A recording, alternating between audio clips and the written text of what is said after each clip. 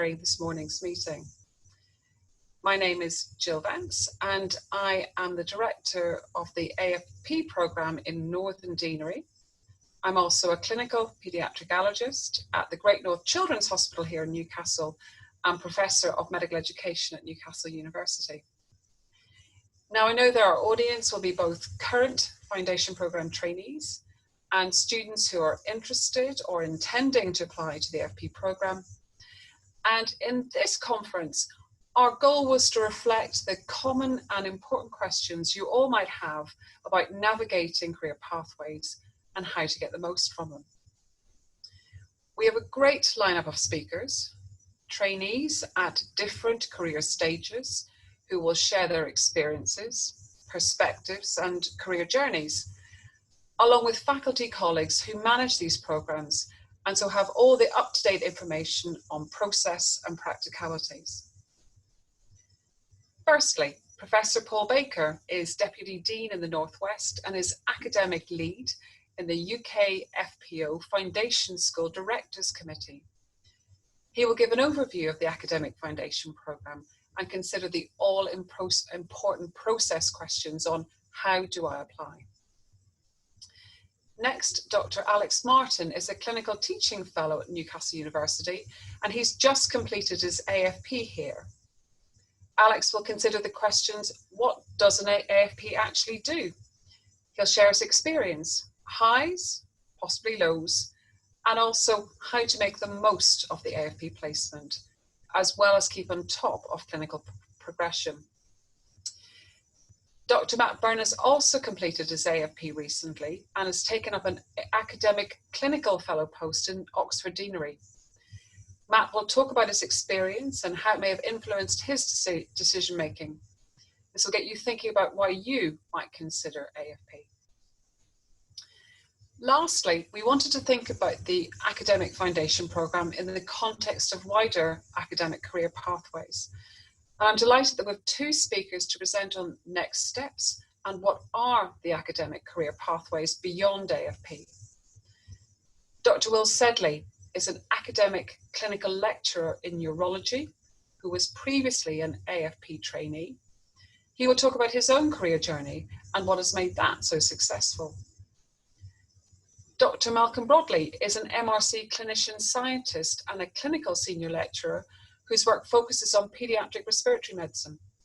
He is also the director of the Northeast NIHR Integrated Academic Training Programme for doctors and dentists. Malcolm will be able to explain where AFP fits into clinical academic training pathways and what you need to do to pursue an academic career.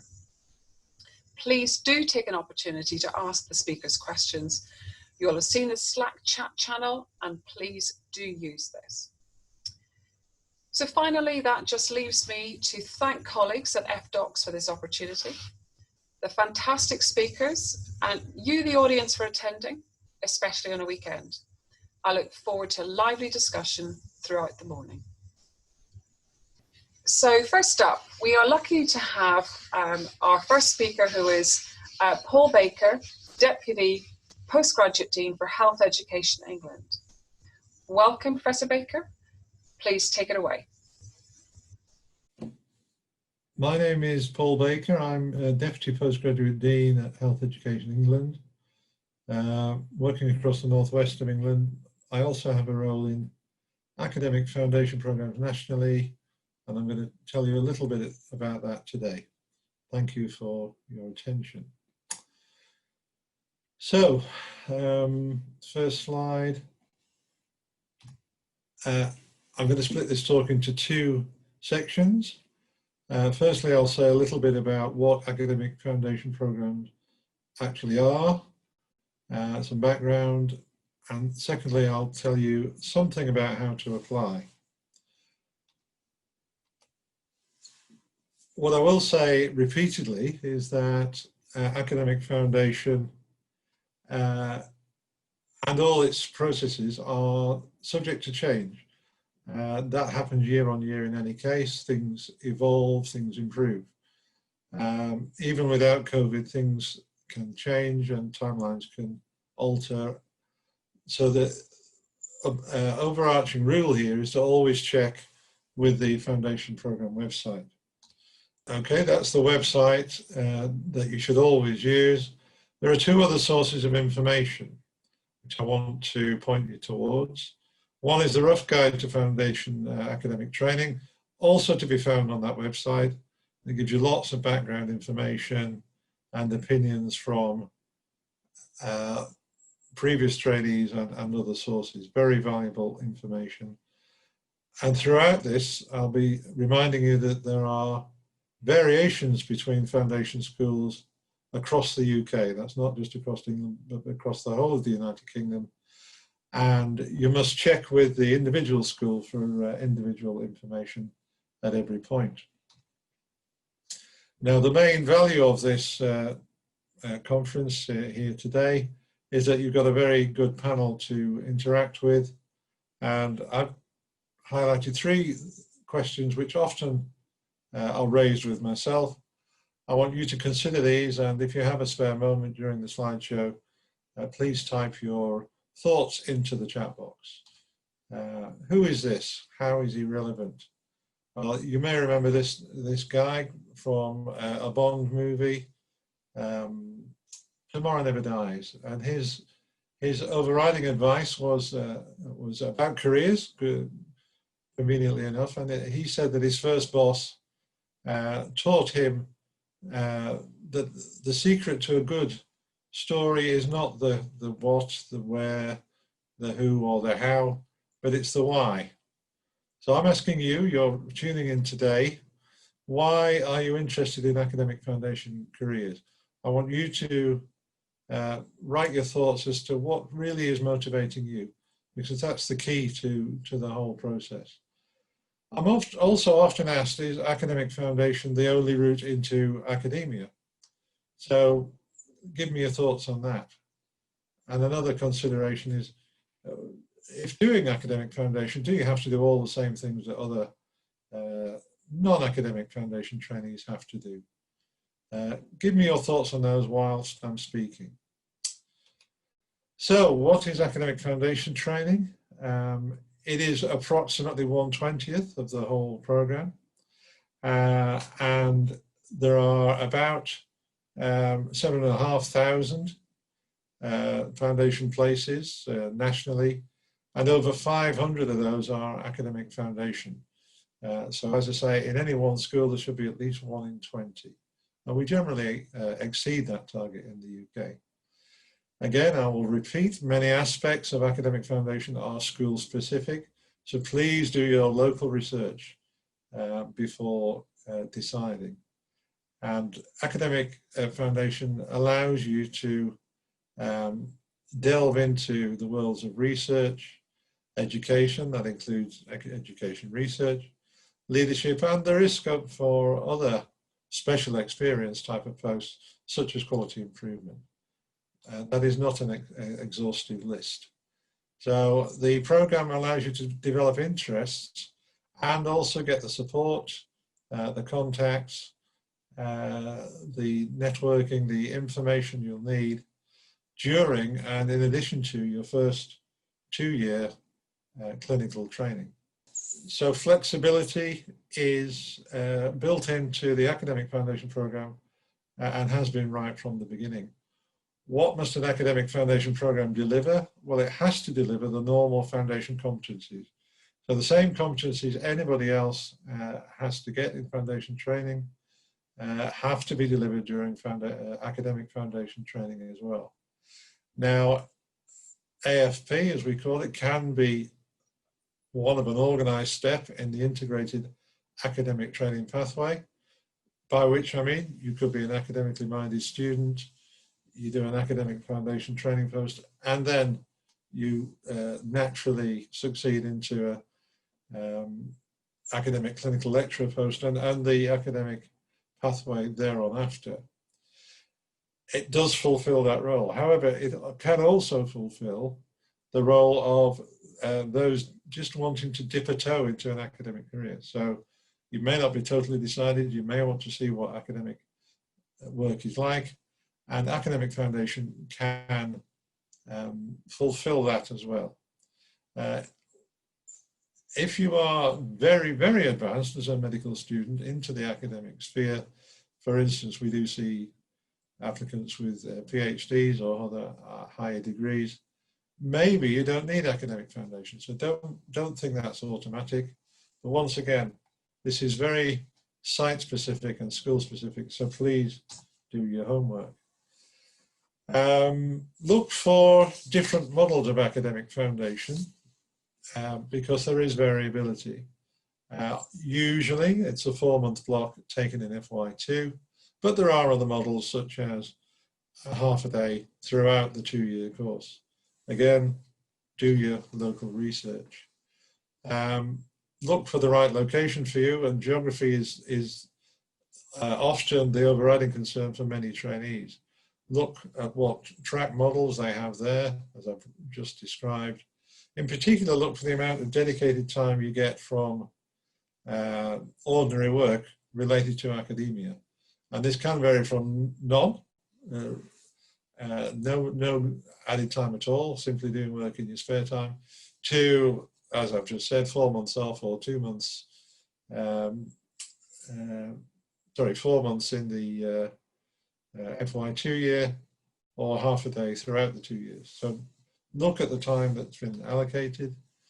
Look for what input there is from your local medical school or higher education institute.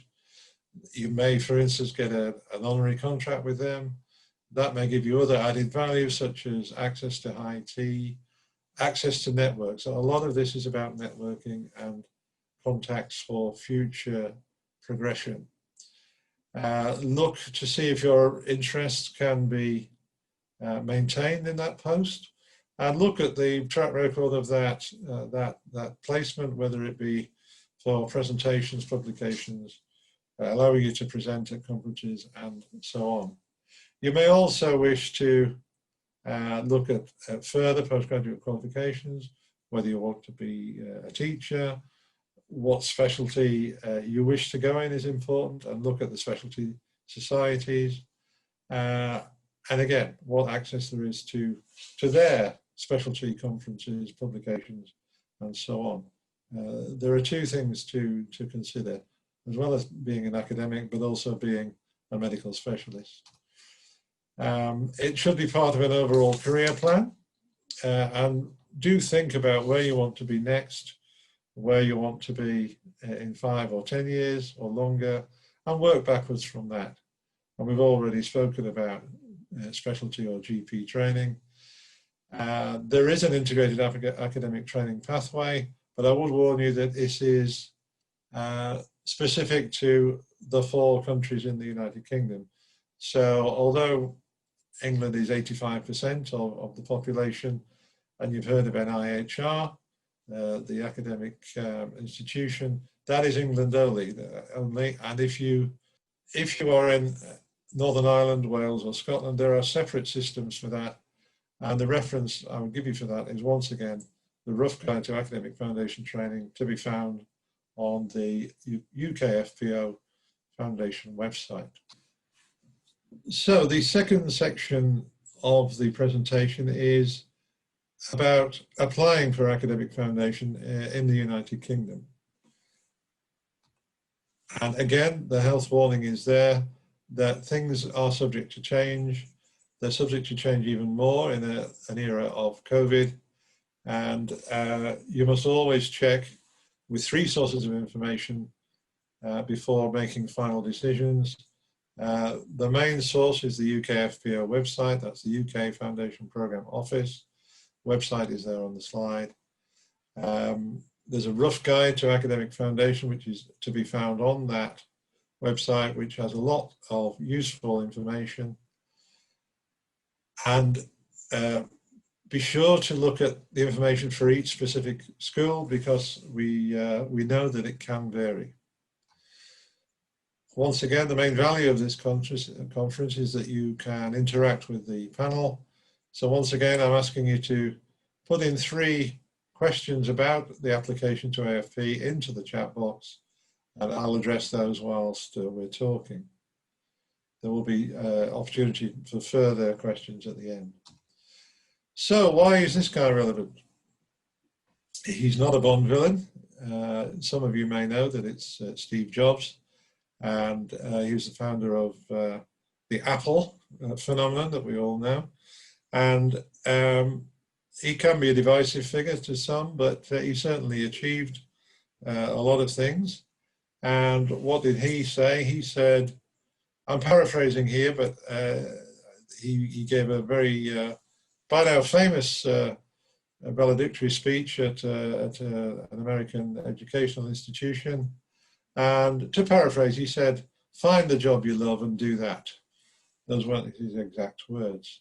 I think there's another saying such that goes something like, if you find the job you love, you'll never work a day in your life. So this is all about career choices and making something that you're interested in really count for that.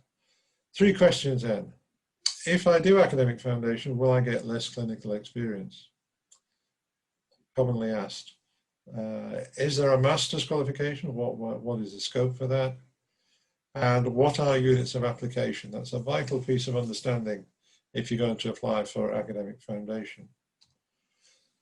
So, the appointment system is known as Oriel. That's the IT platform for the foundation applications. All the information is on the website, and to be looking for AFP placements, firstly, it sounds obvious, you must have the correct provisional GMC registration, as does any newly qualified doctor in the UK, and apply for the foundation program first, and then you consider the foundation options. So register on Oriel. There are what we call 2 units of application, and you'll need to know which ones you're applying to. You can apply to only 2, and for all the programs in those 2 units of application, those geographical groupings, you may be asked to rank all the programs in AFP that are available. So be prepared to do that and to stop your ranking at a point where you're no longer maybe interested in those placements, and we can discuss that later. Again, very school specific. There are almost as many variations of the application process as there are schools, but you will all have to go through the first 2 steps that I've just mentioned there. That is, get registered, apply for UK academic foundation training. This is the timeline, and it's correct at the time of speaking. Hopefully it won't have to change because of any pandemic or other considerations, but that is the timeline. So very soon, Oriel will open, the dates are there, and there is a window during which you can apply. And the academic recruitment can be in stages, again, depending on the school and how large the school is, how sought after the school is. There will be different competition ratios, and you will all have to go through some sort of long or shortlisting and interviews. So that's the preference for nearly all academic schools. They are likely to want an interview, which in 2021 will be more than likely online. Again, do your homework, do your local research. You will all have to do the situational judgment test, which is the route into foundation training in the UK. Again, it's a digital platform run by an organisation called Pearson VUE. You are able to book a slot in a date, a time and locations throughout the UK. That will be on a first come, first served basis. So please don't leave everything till the last minute, or you may not be able to get the slot you want. And applications generally, please don't leave till the last minute. On the last day of applications at noon, that's the time the applications close, we're very often looking in the last hour to see people still not finishing their applications, and that's very risky. IT can fail, things can go wrong, so please don't leave it till the last minute. I'm often asked, can you withdraw from applications? Well, you can, but withdrawing before an offer is very much more easy than withdrawing it after an offer. So please look at the website, look at the guidance for Academic Foundation, and make sure you're aware of the rules before doing that. By and large, the rule is if you apply before an offer has been accepted, you will go forward to the normal foundation application process. Afterwards is much more difficult, and we don't suggest that you do that. So again, please check the website. And offers we start to be given in the middle of January, and it should all be done and dusted by the 11th of February. So that's the end of the brief section on applying for the Academic Foundation Programme. I've left it fairly light on technical details because there are lots of variations locally and lots of technicalities which you may be asking about of the national part of the process. It's impossible for me to know every single if, then, else type of question you may ask. Thank you so much, Paul. I know that will be invaluable to many of our attendees.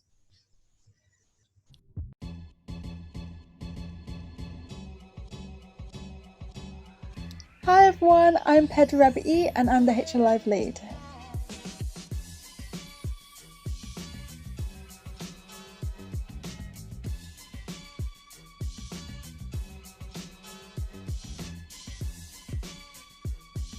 So, what is HR Live? I don't think even I know. HR Live is a weekly webinar series that hosts conversations with interesting people across healthcare and a wider society.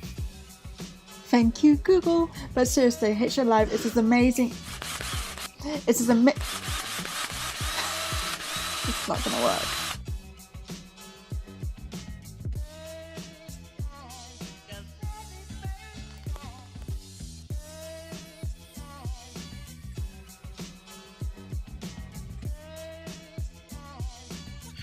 Hello and welcome to HLA Live. This is the 6th episode of HLA Live. Good evening, everyone. I am really excited to be chairing tonight's meeting. Hello, I'm Alistair. I'm a final year Newcastle medical student and a scholar of the HLA. I'm very interested in surgery and I will be one of your hosts this evening. Hi, I'm Rosie Spooner and I'm hosting HLA Live this Wednesday. And I'm an HLA scholar and I'm also going to be your host this evening. Hi, my name is Jess and I recently graduated as a doctor. We'll start while everyone else ponders because that way they can give better answers than me. My heart is full of joy this evening, really. And I have my granddaughter with me and my daughter. I haven't seen them since February. Oh gosh. So I will be telling them about this event. My granddaughter. Quite quick, we have ideas, let's do this, let's do that. So we said let's launch Straight Direct, and within 3 months we thought we would be on the market, so that was a bit crazy. But actually we did a pre-launch within a few months, just to kind of, with a simple quiz capture, just to kind of gather some data. It's a big question and I'm a bit worried that you've got like 3 minutes before we're going to start this.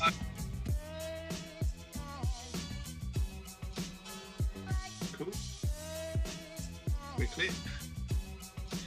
Well done, everyone. That was really cool. That was really powerful. And there was so many really good points made. Our next speaker is a former AFP trainee, Dr. Alex Martin. Alex is going to talk us through a day in the life of an AFP. Over to you, Alex. Hi, I'm Alex, a former Academic Foundation Programme trainee in the Northern Deanery and now a Clinical Teaching Fellow at Newcastle University. I'm going to be talking about a day in the life of an Academic Foundation trainee. I'm going to be talking about my experience as an AFP and go through a typical week during my academic post. The original title of the talk was A Day in the Life, but actually I think a better title would be A Week in the Life, because one of the key takeaways for me was the variety of what I got up to, and one day just wouldn't do it justice. So I'm going to talk about a week in the life instead. I'll also talk about the benefits and challenges of AFP and how to make the most out of the post. So my foundation posts look like this. I started out with academic medicine with Medicine on Calls, and I'll talk a little bit more about the experience of starting on an academic job. I then went on to a busy job in gastroenterology and then acute medicine, then an even busier job in hepatobiliary surgery. My F2 year started with paediatrics, which was split into general and specialty paediatrics, and then I was due to have more surgery, but I found a swap to medicine, which is something that your deanery of choice may or may not permit. In Northern Deanery, we've got 2 academic blocks, and I was supposed to do academic medicine in my last post, but due to coronavirus I was redeployed, so I stayed on in acute medicine and did a total of 6 months there. So my F1 academic post was characterised by a lot of variety.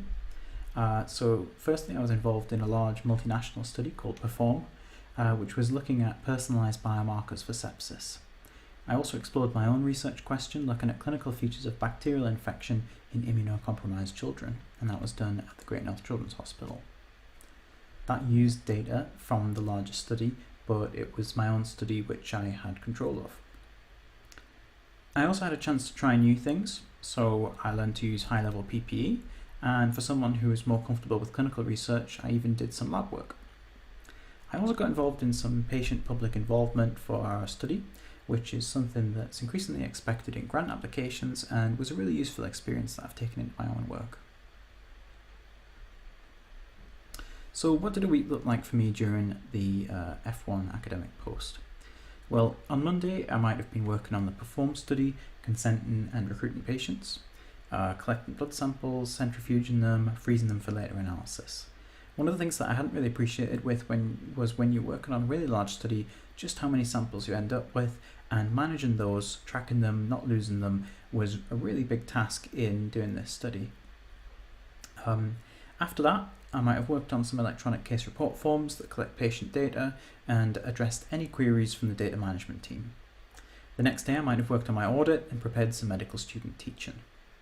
I also spent time working on my own independent research question, which used data from PERFORM.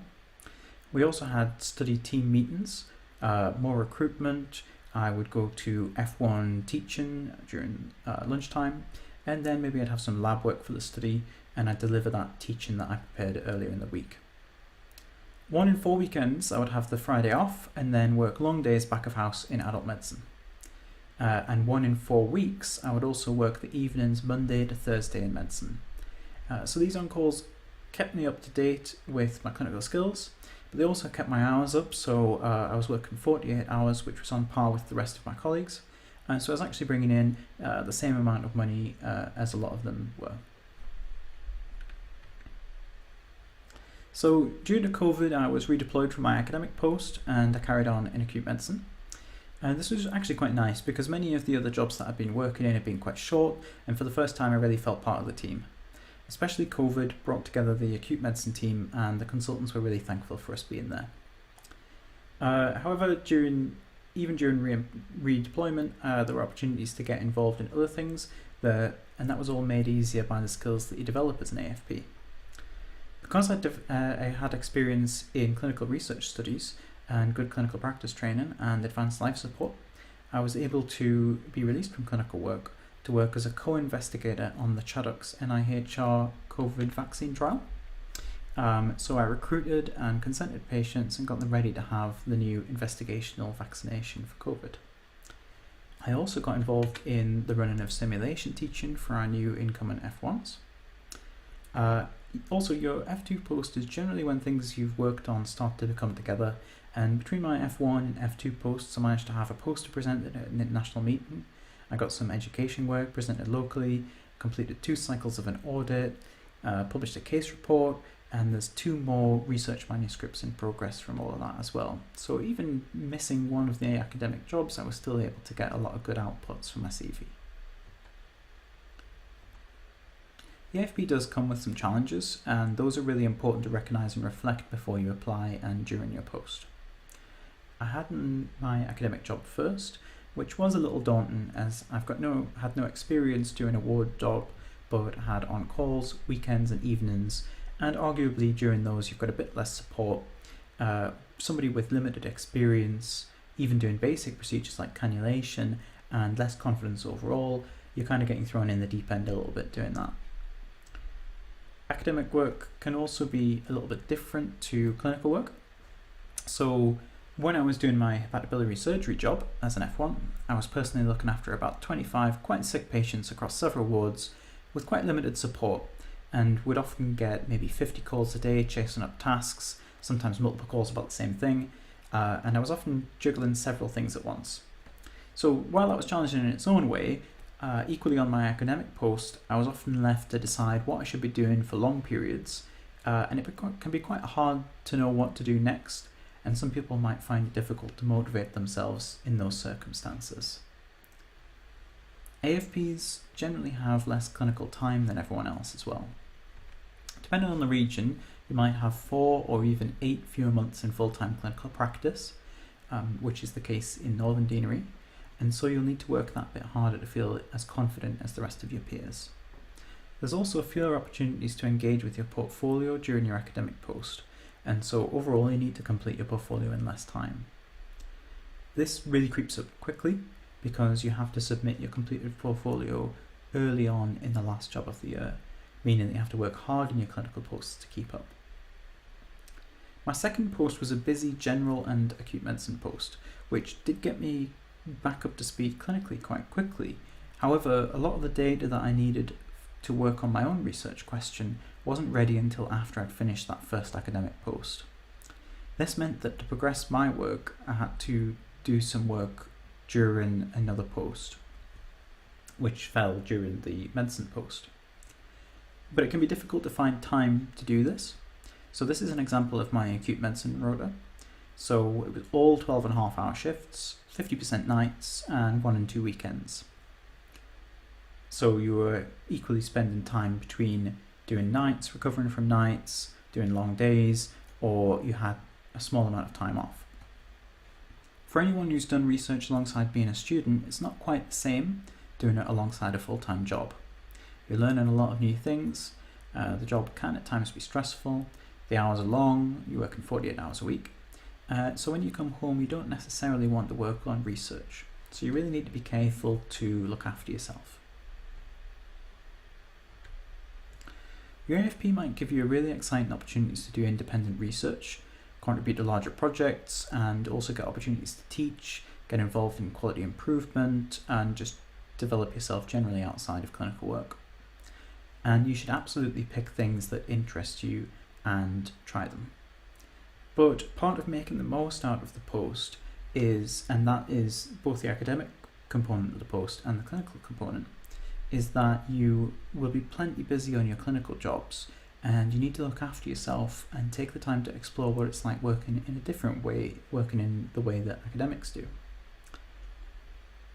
You need to think about when to say no to things. Often the type of people who do AFP say yes to lots of different opportunities, but you can't say yes to everything and still do a good job of everything. This can be a bit of a balancing act between what you promise and what you deliver, and it's important to manage expectations. I think it's a really important part of your self-growth as an academic clinician to recognise what you're able to achieve, how much time you have, and what you're able to deliver. Amongst all of the opportunities that you've got available to you, remember that you are a doctor first above everything else. You need to keep on top of your clinical and portfolio commitments, and this will reduce your stress in the long run. Don't worry too much about your clinical competence overall. Part of the selection for AFP is for people who the selectors think will be able to juggle these different commitments, and you will be as competent as your peers after a couple of jobs. Remember your portfolio and start working on it quite early.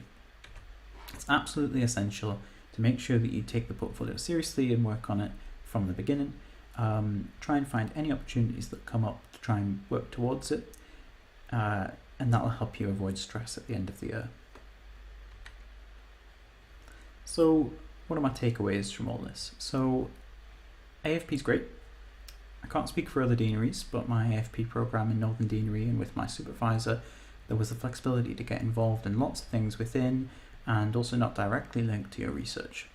It allows you to pursue something that interests you and to develop new skills.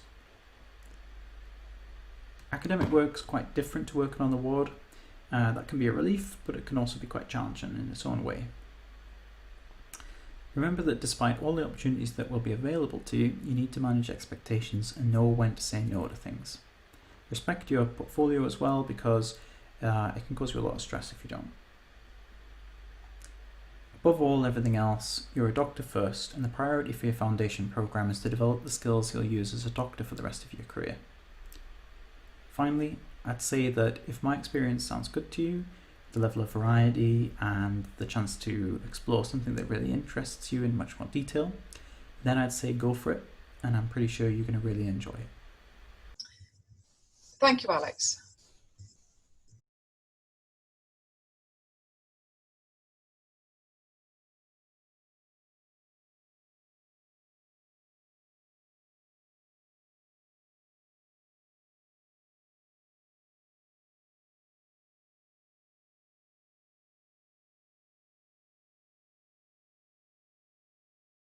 Next, I'd like to hand things over to Dr. Matt Byrne. Matt is a current ACF in Oxford and a former AFP in Cambridge. Matt will give his perspective on whether or not you should consider AFP in the first place. Over to you, Matt. Hi, thanks for having me here. Prof Vance has asked me to speak about my experience of the AFP, so I know why I'm here. But I'd want to start off with a quick question to you. Why are you here? I think the simple answer is to learn more about the AFP, so I want you to think deeper. Why are you here when you could be doing something else on your weekends? Take 30 seconds to think about that question. Write it down in the chat if you want, or if you don't want to share, then on a piece of paper will be fine, and we'll revisit it later. So while you're thinking about that, I'll let you know a little bit about me. So I did my medical training in Newcastle. I had my first exposure to academia when I did an audit in 4th year, and I liked the feeling as though I was making a difference rather than just following the rules or rote learning things. I then did an MRes in transplantation as I liked immunology and surgery, and I put all my eggs into one basket and went hard on transplant. I did an AFP in Cambridge in transplantation and thought perhaps it wasn't for me. So I took a year out to make up my mind, and when I did that I also did a PG cert. I ended up doing an ACF in urology as I decided I wanted to sleep when I was a consultant. So back to our question, why are you here? You might already be interested in research, you might be on the fence, perhaps you've done a little bit of research and you want to hear more, and maybe it'd be something nice for your CV. And I think broadly speaking, these are the main reasons that people apply to the ACF or AFP. So what's my role going to be here today? I'm going to talk to you about why you should consider the AFP, how you could get the most out of your AFP, career progression afterwards, and if you have any questions as we go along, please drop them in the chat. So first things first, we'll look at why you should consider the AFP. We'll discuss what the point of an AFP is, what it offers you, alternatives to normal applications, and academic projects. So first of all, what's the point of an AFP? It's an introduction to the integrated academic pathway. The aim from a purely institutional point of view is to generate clinicians who are trained in research and have time to perform research. But what does it offer you? The main benefits are exposure to research, dedicated academic time, either day release, a 4-month block or variations around that. And this allows you to develop your research skills and also transferable skills. Gives you an opportunity to network with a team you might not have exposure to normally. And a small number of deaneries offer extra things like academic teaching courses and training, PG certs and research bursaries. And all of these things make it easier to progress along that academic training pathway. It's also an alternative to the normal job application, as well as those reasons I discussed before. When I was at med school, I was good at taking exams, but I excelled in extracurriculars and interviews. The AFP gave me an opportunity to get a job by playing to my strengths rather than worrying about doing well in the SJT. AFPs also tend to be linked to teaching hospitals, so it's an alternative route to get the plum jobs too. For example, I knew I wanted to do surgery, and out of my 6 foundation rotations, 3 were surgical and 1 was research. It also gives you 2 bites of the cherry at competitive job applications such as London. Admittedly, the AFPs do have a 5-to-1 competition ratio on average, so it'll be more competitive in those locations too. But the main attraction of the AFP is the academic project. Some are themed AFPs, and they might have specific speciality themes, or they might go beyond medical research, for example, leadership and med ed. Overall, there's a large amount of autonomy. Some AFPs are very flexible, but admittedly some are quite inflexible too. And this might help inform where you want to apply. I did my AFP in Cambridge, and I had ultimate flexibility. I could choose exactly what I wanted to do, and it didn't have to be related to the transplant theme at all. I know some people who did ophthalmology research on my transplant themed AFP. But for some people that might be a downside, as there was zero structure and we had to organise everything. I think the London AFPs might be slightly less flexible, but I might be wrong. And even if you don't get your AFP, it's still good interview practice for your core training interviews. So how to get the most out of your AFP. In this section, we'll talk about setting a goal, finding a supervisor in a project, thinking beyond the project, outputs, how you can use role models to help inform what you want to do, the role of networking, taster weeks, extracurricular activities, and then some of the negatives about doing an AFP. So first of all, how to make the most of it. If we go back to your reason for why you're here today, you can probably use that to set yourself a broad goal for your AFP. So for example, if you're already interested in research, you can use your project to go in something in more depth. If you've not done that much research before and you're not sure about it, you can use it as a time to figure out whether you like it or not. And you can use it as a chance to do things that will prepare you for core training as well. So the first step is to set yourself a goal. I think the primary aim should be to figure out whether you actually like research or not. And if you do, what sort of research do you like? You can use it as a time to help you figure out what specialty you want to do. And you can then use this to help you start thinking about your life plan. I wouldn't focus too much on outputs during this time, but we'll discuss that in more detail later. So the first step is to find a supervisor. And my tips for this would be to plan early. So really, you should be thinking about this before you even apply for your AFP. For example, I knew I wanted to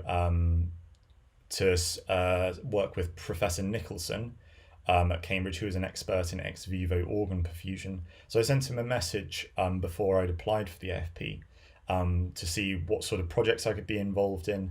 And I spoke to other people there too to figure out whether it would be a good option. So once you're in your AFP, you should then seriously start organising your F2 research block when you're in F1. Because particularly if you're organising things like ethics or patient recruitment, it can take longer than 4 months. So you might end up spending your entire research block organising things without actually doing any research. My next tip would be to talk to multiple supervisors, explore things you can do, what your role in their team would be, and also look at their publishing record. Are they publishing? Who are they working with? And speak to their students too. What do they think of the team, and is it a nice environment to work in? Once you've heard from the supervisors, you'll get a broad idea of what sort of projects you can do. Alternatively, if you know what project you want to do, you can do it the other way around by focusing more on the project and then trying to align that with potential supervisors. And depending on the flexibility of your AFP, you can do pretty much any project, but people tend to do preclinical work, such as lab projects, but also some data science. You might also do clinical work, so patient recruitment, clinical database analysis, involved in audit, but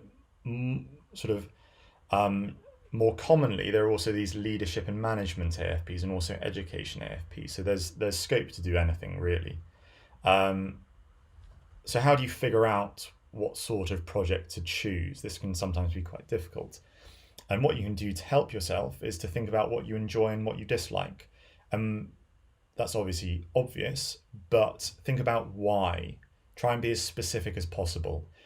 Patterns then emerge and you can use these to inform and refine your choices. You can do the same for what specialty you want to do as well. For example, can you bear doing cell culture? If not, then you probably want to avoid cellular biology. And you also need to think about what's achievable. 4 months is quite a long time, but it's also quite a short time in terms of research. Particularly if you've got a day release program, you might struggle to do a lab project. Next thing is to try not to take too much on board, and don't be afraid to say no. And this is something that I still struggle with, so it's really a skill that you should be trying to perfect as you go along. And make sure you finish any project that you do start with them. Finally, have a backup plan. What happens if you can't do your main project? So, for example, one of my ideas would be to do some data analysis on my AFP, but unfortunately we couldn't get access to the data in time, even though I'd organised it in my F1 block. We still couldn't get access to the data, so I had to have a backup plan for that. So I ended up doing a systematic review as well. And I'd encourage you to think beyond your project. So 4 months is a long time. You won't have to do any on-calls, and you'll have so much time to do things. You'll have time to go and see that weird operation or clinic you wanted to watch. You can do teaching or be the chair of some society, maybe have a side hustle or a hobby that you'd want to spend more time doing. I think the strength of the AFP is not necessarily the project you do, but the time you have to explore whatever you want. And you might end up doing a research project that's not particularly successful, but because you had the time to spend doing the things you enjoyed and the things you were interested outside of the project, you got much more out of your AFP. And with that in mind, I'd encourage you to be opportunistic. Know your ABCD. Always be collecting data. And think, can I get an output out of this? And not just publications, but say you're doing a teaching session. Think about the feedback you can get. Collecting that data might be something that you can put in your portfolio later. And while it's good to be ambitious, it can be difficult to achieve anything in 4 months. It's unlikely that you'll get a Nature paper out of this, although one of my friends did. I'm not salty at all about that. And I found this study very interesting. They asked 56 AFPs what their outcomes were from their time during their AFP. 60% wrote up a study for publication. 70% presented their results in a meeting. And if I'm honest, I think those percentages are quite low. I think everyone should be able to present at a local meeting, even if you don't finish your project. You can still present your preliminary data or give people an update on what you're doing. I did all of these outcomes except 3 of the educational ones, which was sort of focusing around curriculum design. And I think you can get a lot done. And these are sort of an idea of what sorts of things you might have as an output. But as I said before, I don't think the main aim of the AFP should be outcomes. I think it should be to figure out whether you like research or not. But if you do want outcomes, aim to get the most out of everything you do before you even start doing it. One of my friends would refer to the holy trinity of outcomes: a poster, an oral presentation, and a publication. And if this is your aim for every project, well, you might not get all 3 for everything you do. You'll end up with a lot of stuff on your CV. You also don't need to just aim for the best journal and international presentations. These are very difficult, particularly at your stage. Instead, think about easier options, like local presentations, non-PubMed indexed journals or student journals, and conference abstracts too. These might seem pointless because they don't count towards FPAS, but they pad out your white space questions. They show a strong research ethic. And also some ST3 applications want second authorships, some want non-PubMed indexed publications. So although they might not seem the most useful at this point, they are in fact very useful longer term. And you can list anything on your CV, so why not? With this in mind, I'd encourage you to pick the low-hanging fruit. Often the projects that students and AFPs get during medical school or their AFP block aren't the most amazing, because remember, you're still learning how to do research. And because of this, it can mean it's harder to publish or present some of these things. And unless you're publishing, trying to publish a case report on your grandma's pneumonia, you'll be able to publish almost anything if you try hard enough. This is one of my favourite articles. It focuses on, it's an educational article, but you can apply the same strategies for your own research. It has a great table in it that shows you all the places that you can publish things. But it's not all about publishing. It's also about making your life easier for yourself. So as well as seeking out those easy publication types, like, for example, writing a full research paper is very difficult. If you've not done much writing before, you can seek out case reports, letters, editorials, reviews, collaborative authorships. These are much quicker to write. It takes months to take a research project from start to submitted. It took me 1 day to write a case report that I published. And you'll never write that Nature paper when it finally comes if you can't write something simple. But like I say, it's not all about publications. You can make your life easier by finding a mentor. And that's not just your academic senior supervisor, but someone who can actually teach you research skills, so a PhD or a postdoc. You can also collaborate with others on your research. For example, you could run an experiment for someone else. In return, they'd help you run some of your experiments. Or you could write up the introduction for someone's project, and in return they could do the same, and then you're getting your name on multiple publications, essentially by doing the same amount of work. One of my friends used an analogy to describe research outputs, which I thought was quite good. He described that you have a kicking game and a defensive game. Your kicking game are your major successes, the international oral presentations, major prizes, publications in high-impact journals. But if you only focus on kicking, you're probably going to lose the game because that only forms a minor part of it. Instead, you also need to focus on slowly gaining ground consistently over time. These are your local presentations, your case reports, and some of the smaller outputs. If you have a good defensive game, you might only need one kick to win the match. But it's not easy to know what to do, what prizes or grants are available, what positions you could apply for. And one way you can do that, or you can figure out what's available, is by looking at what other people are doing. People generally like to show off what they want, or show off their achievements, particularly on LinkedIn. So if you search for AFP at whichever deanery, ACF at whatever other deanery, you can have a look at what they've done, and this will give you an idea of what you can do, both in terms of research projects, but also extracurriculars, prizes, societies you can apply for, and things like that. So let's have a look at an example.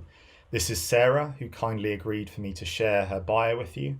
Let's have a look at what she's done. So in addition to her AFP and her ACF, she's also done an intercalated bachelor's degree, a master's of public health, and she's involved in global surgery and international groups. She's done some teaching and has developed some educational resources. I love looking at what other people have done. For example, with Sarah, I didn't realise that there was a WFNS, a World Federation of Neurosurgical Societies. And you can use this role modelling to see what opportunities there are for you. For example, maybe you're interested in dermatology. Perhaps you want to set up a World Federation of Dermatology Societies. I will caveat this point though. When you're looking at people's bios, don't be too hard on yourself. Remember that you don't have to work all the time, and that someone will probably always be better than you. As depressing as that sounds, it will make it a lot easier when you're looking at these things, because there are some very impressive people out there. You'll never get something by not applying. And what do you have to lose? Only time and a bruised ego. But we can avoid the second by embracing failure as a learning experience. I've applied to so many things and been rejected. Papers, grants, positions, and the first few times it really hurts. But after that it becomes much easier. It still stings a bit, but it's never as bad as the first time. When you do get rejected, always ask for feedback and reflect on it. You can learn so much each time, and it can help you identify gaps in your CV too. And most of the time, these things don't really matter. There are so many journals you can apply for, so many grants and so many prizes. So you're bound to get a few if you apply to enough of them.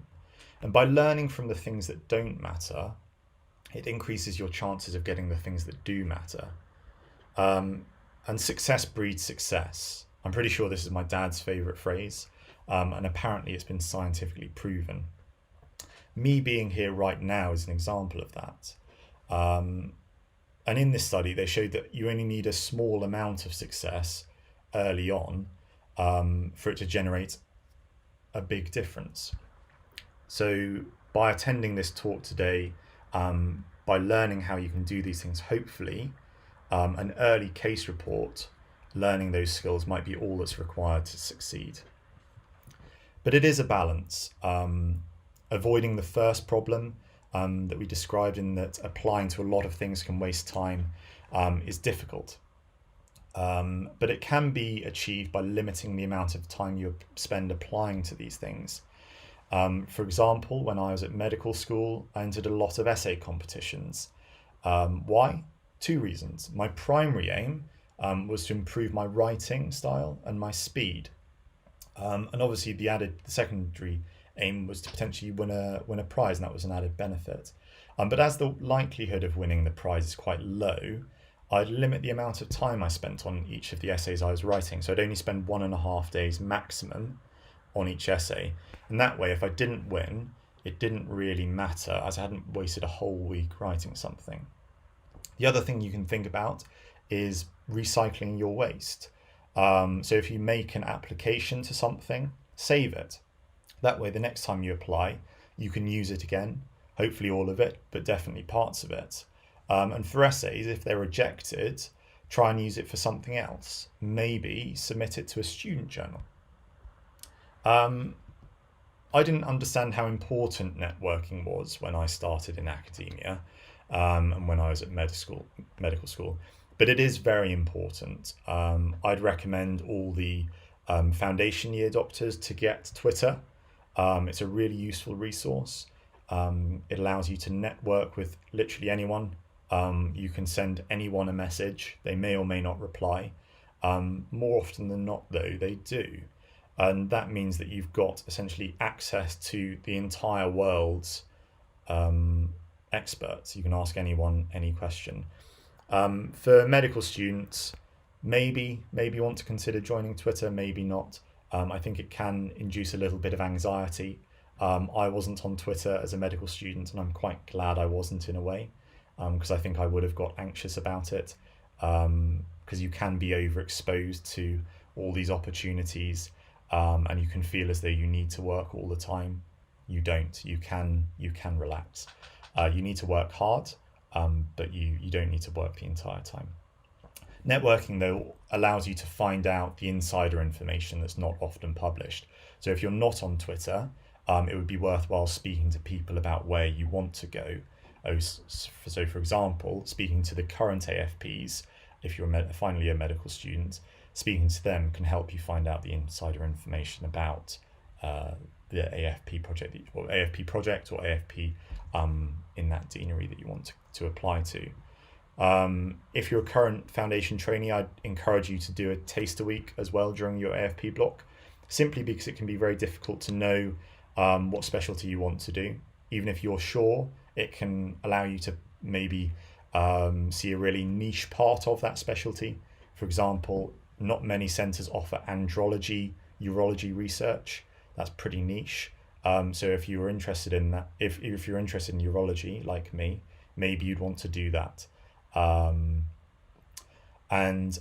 there's this article, I'd really recommend it. I hear it's quite good. And that can sort of walk you through all the things you'd need to do a taster week. I'd also encourage you to do something fun. Spending your entire time at med school or foundation training focusing solely on research means your CV will probably be quite a boring read, and you will be probably pretty bored. And unless you've got an amazing project, it probably won't stand out. So have a think about what your unique selling point is. Maybe you run a sport, or maybe you do a sport, or you run a society, something like that. I'd aim to be as rounded as possible for your own sanity, if nothing else. So what are the downsides to doing an AFP? Well, research is difficult. It's frustrating when your experiment fails and you have to repeat it, especially if it's the 4th or 5th time it happens.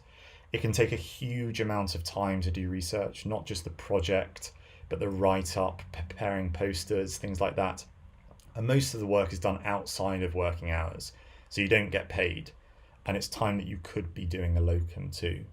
You need to hit deadlines. So last week I stayed up until midnight one day because I needed to make changes to a paper so we could submit the results to a conference by the deadline. And you'll need to make sacrifices. So I wrote this presentation on a night shift last week when I could have been sleeping, or I could have been watching a film or something like that. And it's also lonely as well.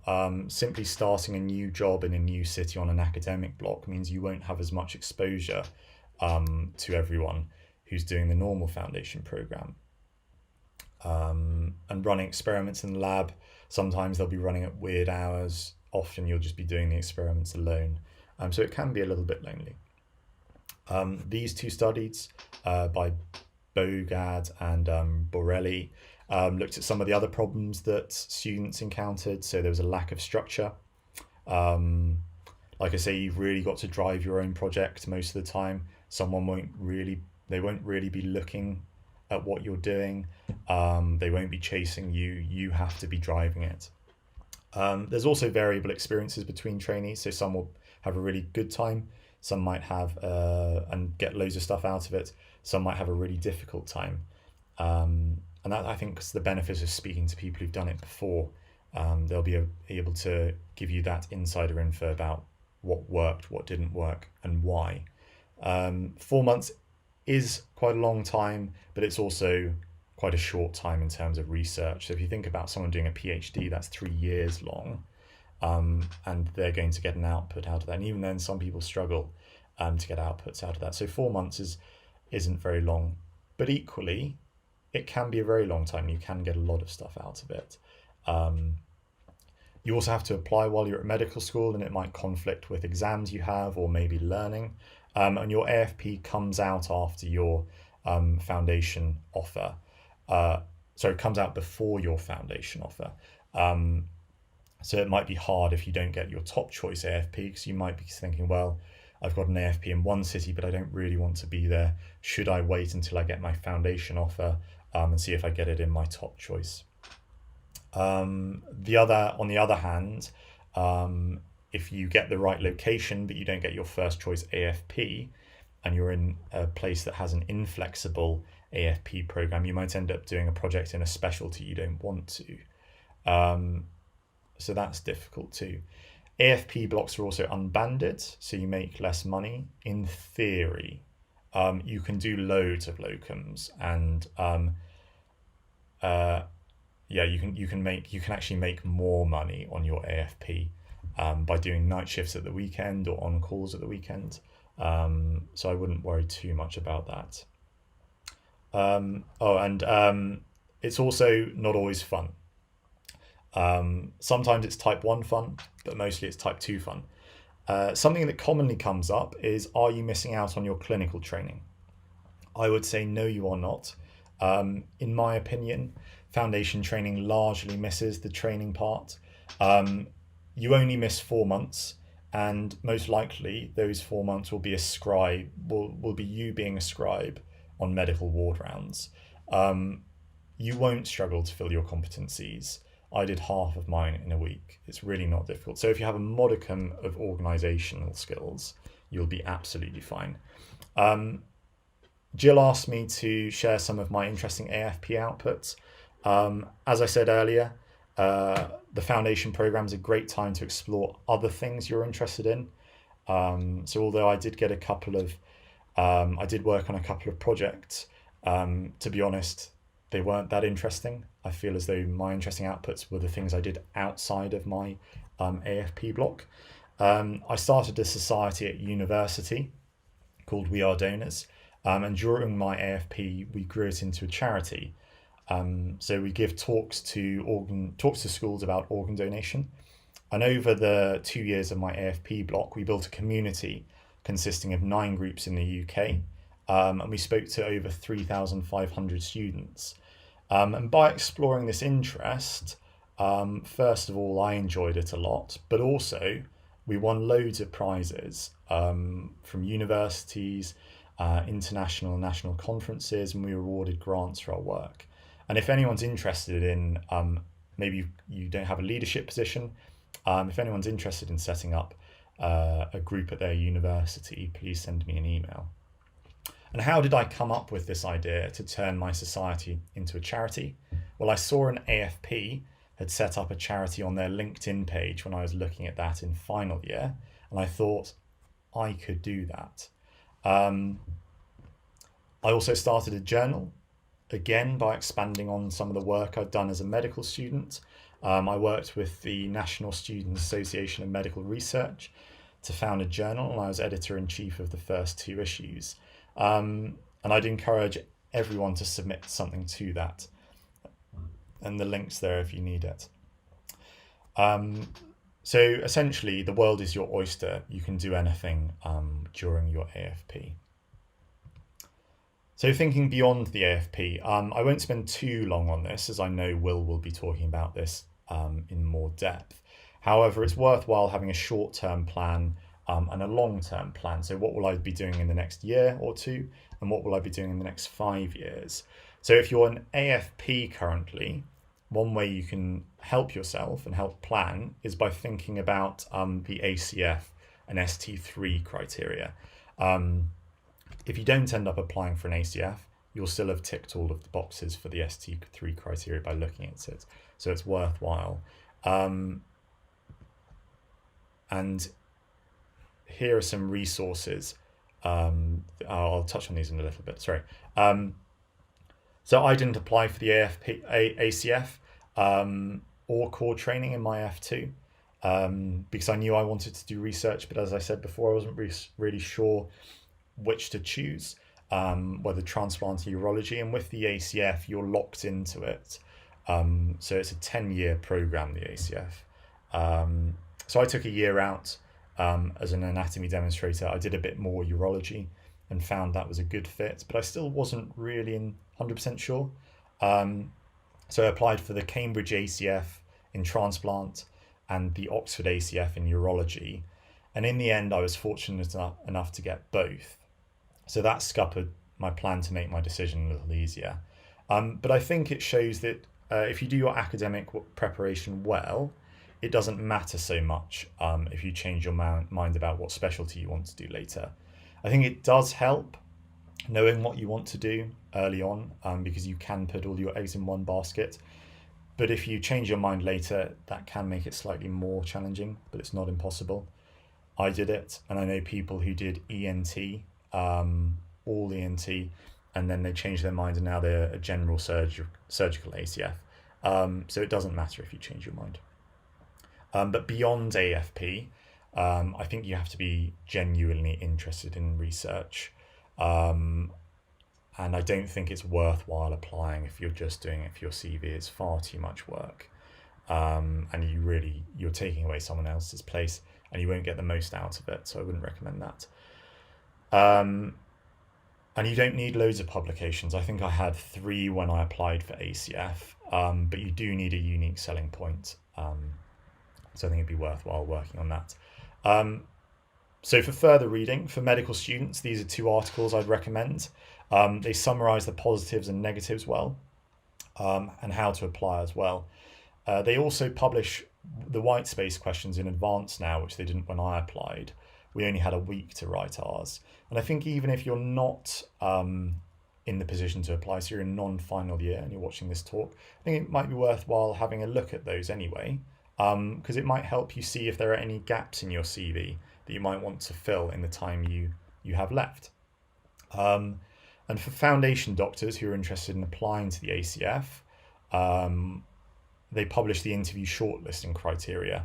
So it's worthwhile having a look at those in advance, and you can see those in Appendix 5 of that article, or that report. So you just essentially need to try and work through that and tick every box on there. Some of them are quite difficult, so you might not get them. I didn't have all of them. I still got my ACF.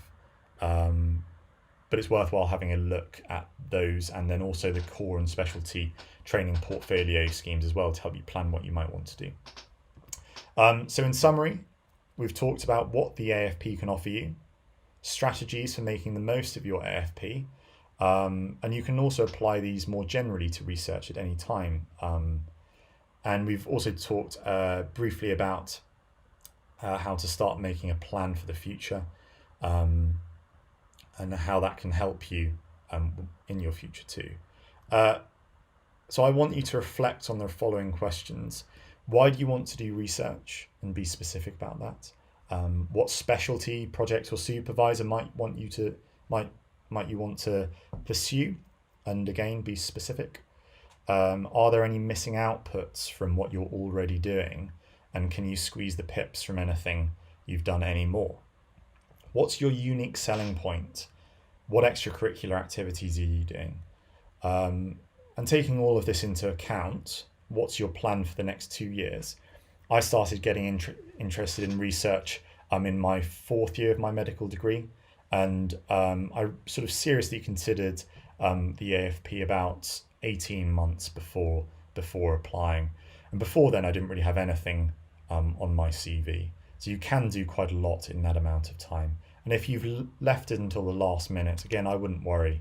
You can often piece together all the things you've done into something that tells quite a nice story anyway. So thank you very much for listening. I'm happy to answer any questions if you just post them in the chat. And these are some opportunities you might be interested in.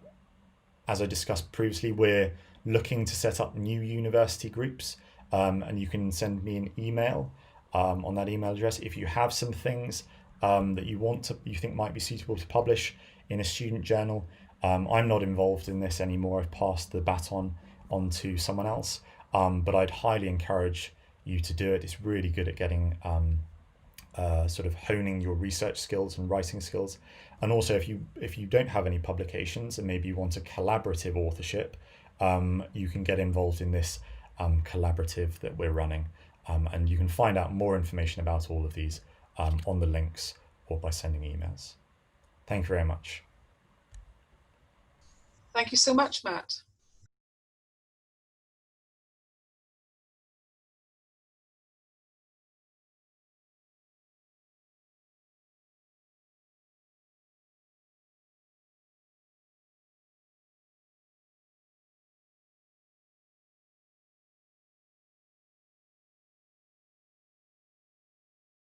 Up next, we have not one, but 2 speakers who will talk about academic careers beyond AFP.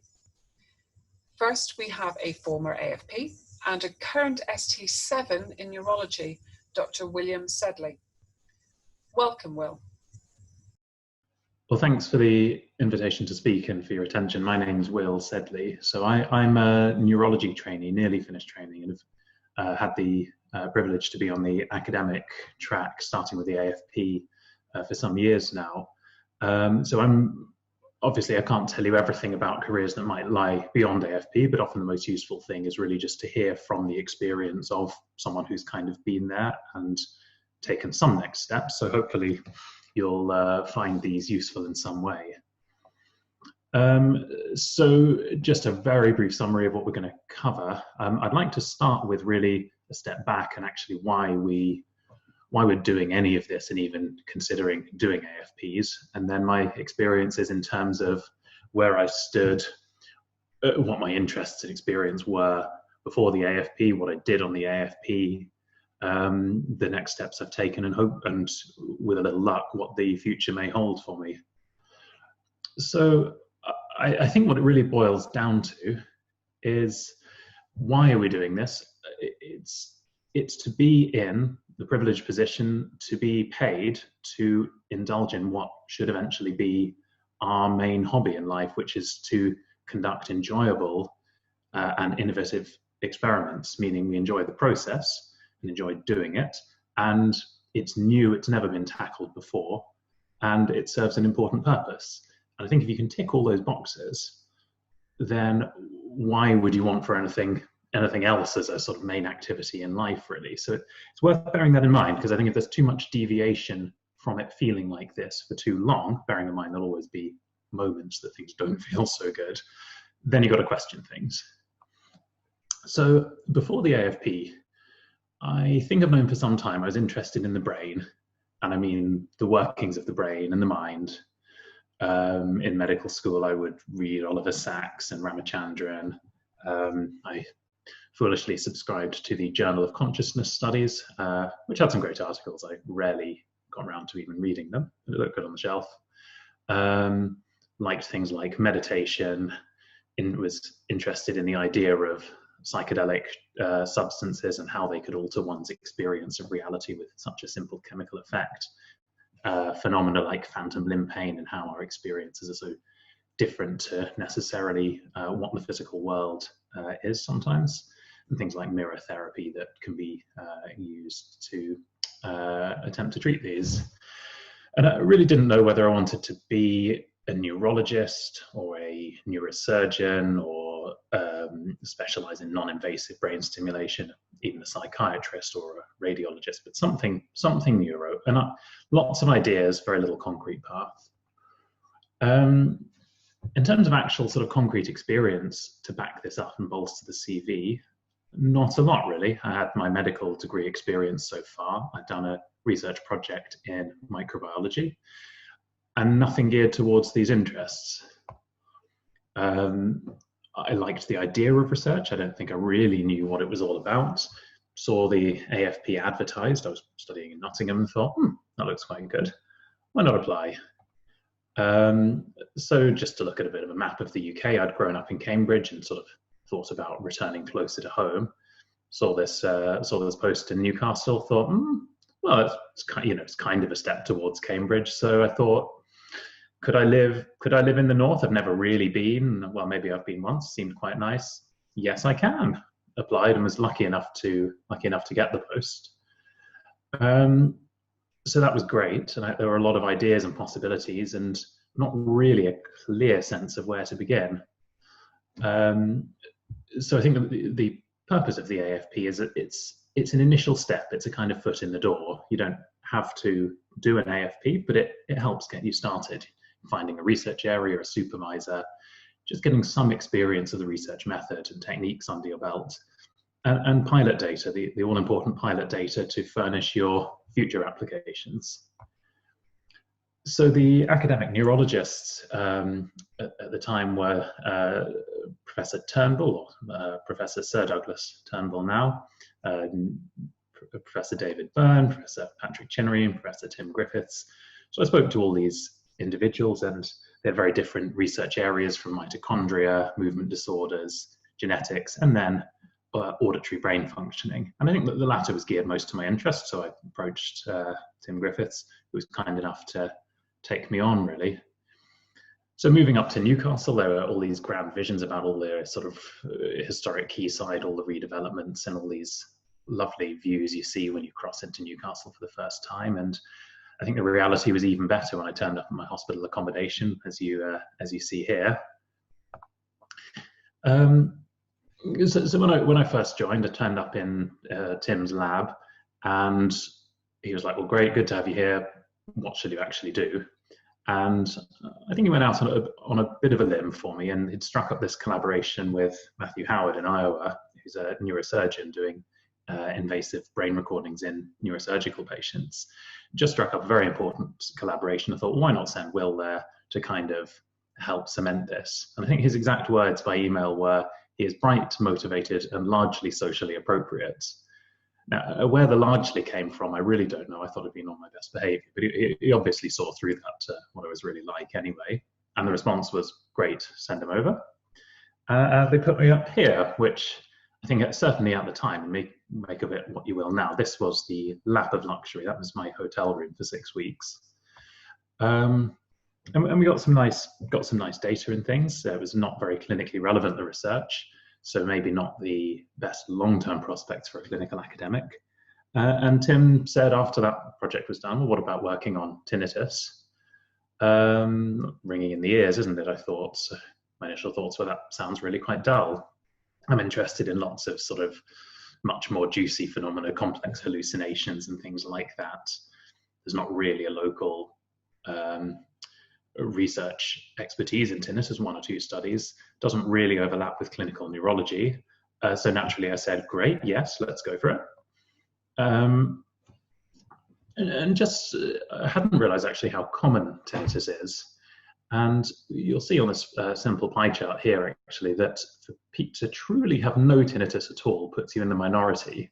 And then there's this very large category in black who hear some ringing in their ears if they're in a soundproof room, no other sound source, and listening to what they can hear, they do hear a very faint tinnitus. And then there's this wedge, sort of 15% of the population who have it persistently audible above background noise, and then a slice, about 2% of the population, which is still a lot of people who have a very impaired quality of life. So it's an important clinical problem. And the other thing is, it's, you know, you may think, oh, that this is the auditory pathway from ear to brain. That's quite complicated. When you really get down to it, actually, there's a lot more going on. You know, you've got the cellular level processes and synaptic level processes in the cochlea where the damage may occur. So you kind of need to understand things right down to that fine-grained level. And you need to go to much broader brain networks that actually underlie perception itself and how one reacts to something. What makes the difference between someone who goes, oh, it's a little bit annoying, shrug, I'll get used to this, and someone whose life is ruined by it. I think if you really want to fully understand a condition like this, you're actually traveling the length and breadth of the brain. And I think I quite quickly came to realize that and found the research area fascinating. And even just understanding the system and what it's doing in a simple, ongoing, low-level perception like tinnitus is challenging enough. So my work consisted of, well, you probably won't generally recognize this, but this is the Hexham Saltburn train, and I was staying in Middlesbrough at the time, commuting up to Newcastle. I spent a lot of time on this 2-carriage train, and it's very associated in my mind with tinnitus for a number of reasons. Firstly, it squeaks and squeals like anything because it's very old and it sounds like tinnitus. And secondly, I realized that in my long hours sat on this train, I could cause a little bit of tinnitus in myself by doing forced jaw contractions, clenching or forward protrusion by activating the pterygoid muscles here. I do not recommend you do this because initially this would elicit a tinnitus-like sound at the time. What I came to find is I've done this so much over the weeks and months that the tinnitus became permanent and has never gone away since. So as I say, I really don't recommend this. Never bothered me, but ideally would probably not be there. So I did a research study that I came up with using this jaw movement phenomenon to make people's tinnitus louder. And you can examine them in a state where it's louder, where they're making the jaw movement, and where it's quieter. Contrast those, did some EEG recordings, and it all looked very promising at first. But eventually it turned out what we were seeing was just a product of the muscle activity and not underlying brain activity, which can be very hard to distinguish, and the controls just weren't pushing as hard.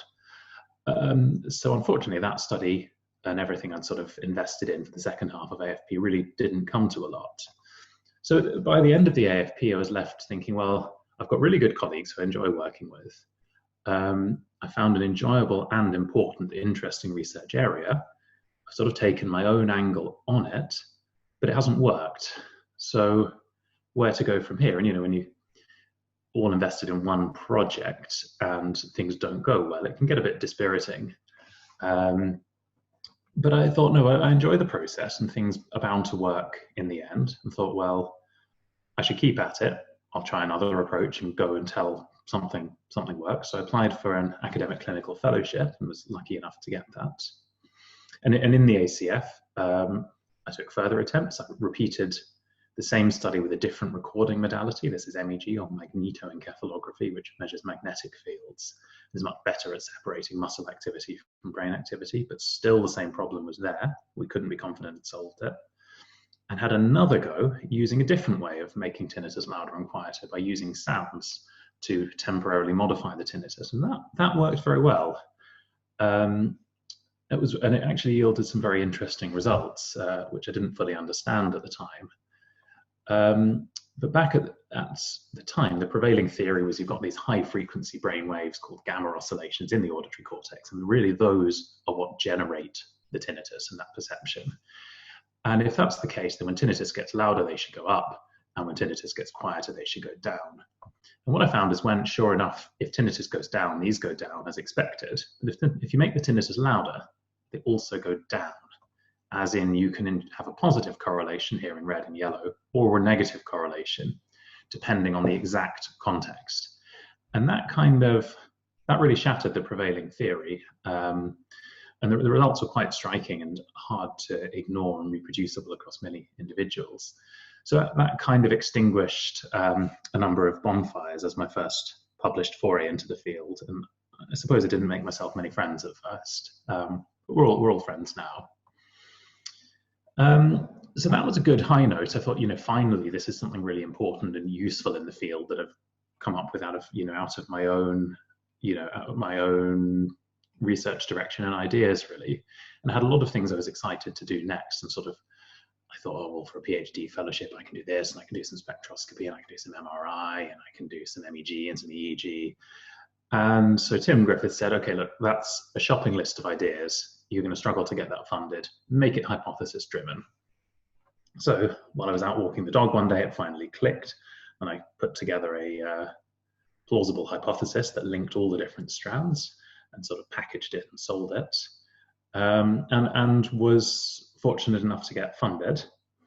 And I carried out my shopping list of ideas, and it didn't quite conform to the hypothesis, which is kind of unsurprising because the hypothesis was retrofitted. So it should have been no shock to see that wasn't what turned out to be the case.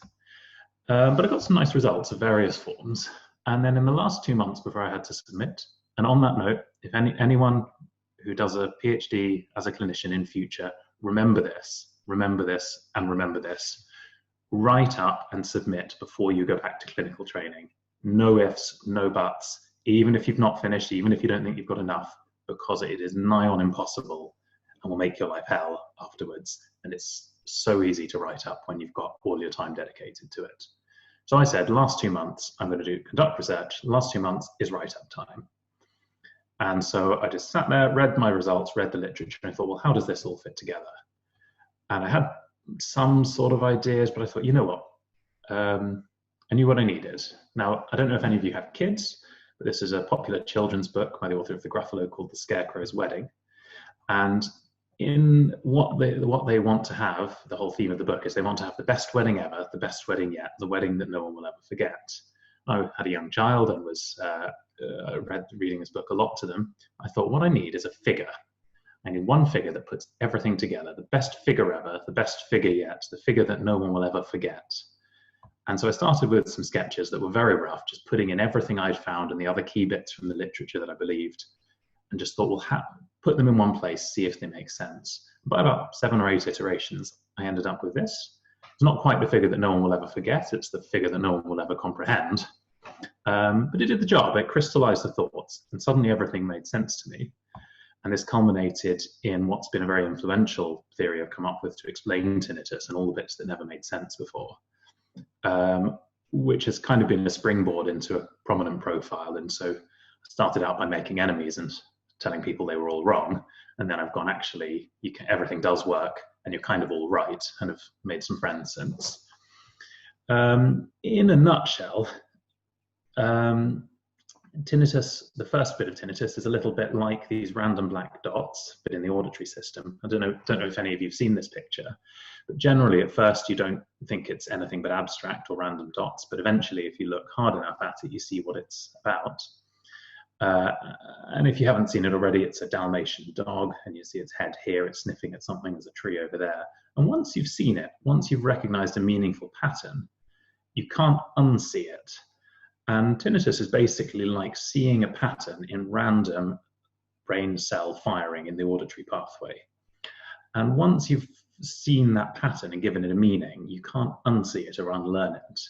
And then all you have to do is explain things like, well, the hearing loss and everything that predisposes you to it is just kind of cranking up the volume and making these dots more and more vivid, and it's easier to see the pattern. But the key second step is whether you see the pattern or not, and then it gets lodged, and then you're stuck with it. And the rest was just about actually laying down the brain basis for how this occurs. So after my PhD, I applied for an academic clinical lecturer post, which was quite handily available. It's another post that lets you do kind of 50-50 academic clinical training in blocks, or I actually did days of the week, but it really depends on what your kind of research is. And I thought it was a nice position to generate some hypotheses from this model I'd created and test these. I was lucky enough to get funding for a PhD student who's still working with me now. I tried a few tacks, and one of the approaches does seem to have been successful in testing some of the predictions laid down by the model, which may be of practical benefit in actually diagnosing or measuring tinnitus. And then at the same time, actually, it's amazing how when you're at an early stage in your career, you've just got all the time you want to focus on your research, get stuff done, you can be really efficient. That gets harder and harder because you're asked to review papers, to sit on committees and bodies, to have discussions in collaboration with other researchers, give talks and things. And it's necessary and good and nice in a way, but it's quite an upkeep, and it's astonishing how much of your time you end up giving over to these things. And then again, you get a part of the, each of these academic proposals to get you the pilot data to get you onto your next step. And by this point, the next step for me will be an intermediate fellowship like MRC or Wellcome Trust. So I've applied for these. Who knows what will happen? They're immensely competitive. But all being well, I would eventually obtain one of these posts. And then it's kind of about the ongoing challenges and match up a research interest in tinnitus with a clinical practice in neurology. There's a lot of overlapping conditions that probably have a very similar basis and mechanism that we do see in neurology, which include pain, migraine, and even fibromyalgia that overlaps across a lot of specialties. So eventually, it'll be a little bit of sort of lateral expansion into these areas, all going well. But we'll see. You have to take it slow and not overreach for fear of doing things badly. So that's about it. That's my experience in a nutshell. Thanks for your attention. I look forward to any questions or discussion we may hold afterwards. Thanks. Thank you, Will. Next up is Dr. Malcolm Broadley. Malcolm is one of my colleagues and is director of the Northeast NIHR Integrated Academic Training Pathway for Doctors and Dentists. Welcome, Malcolm. So good morning, everyone. Thank you for the invitation to talk at the conference today. So my name is Malcolm Broadley. I work as a clinical academic in paediatric respiratory medicine in Newcastle. As you can see by the backdrop, it's sometimes sunny in Newcastle, but not that often. And I'm really talking today because one of my roles is director of the Northeast NIHR Integrated Academic Training Programme. And the title of the talk, which I hope will last about 20 minutes, is thinking about the next steps beyond being an academic foundation programme doctor. So what I'm planning to cover is, first of all, probably asking you guys some questions as to why would you want to do academic medicine? Talk about some of the options if that is what you want to do. Perhaps spend more time then specifically talking about the NIHR Integrated Academic Training Pathway, and specifically what's most relevant to people at your stage is the academic clinical fellow stage. So the next step would be to be an ACF. I thought it was important to talk a little bit about steps towards the end of being an ACF around doing a PhD and trying to get external fellowships to fund doing a PhD. And then finally, just briefly, I'll talk about the next steps after that even. So why bother with research or academic medicine is a really important question. hopefully because you're tuning in to listen to this today on a Saturday, you're actually quite motivated around that question. And I think research or clinical academia or both mean different things to different people. You can probably all recognise the different things mentioned here, everything from papers to presentations to quality improvement audits. But I think what probably drives and hopefully drives most of us is around improving clinical outcomes, so improving outcomes for patients. So why do research? This is a slightly older slide, and it isn't necessarily about identifying new things. It can be about working out how not to treat people, and there's several good examples here. I was preparing this, I thought it really needs updated with the latest, and obviously hydroxychloroquine is a really good example of this around COVID-19.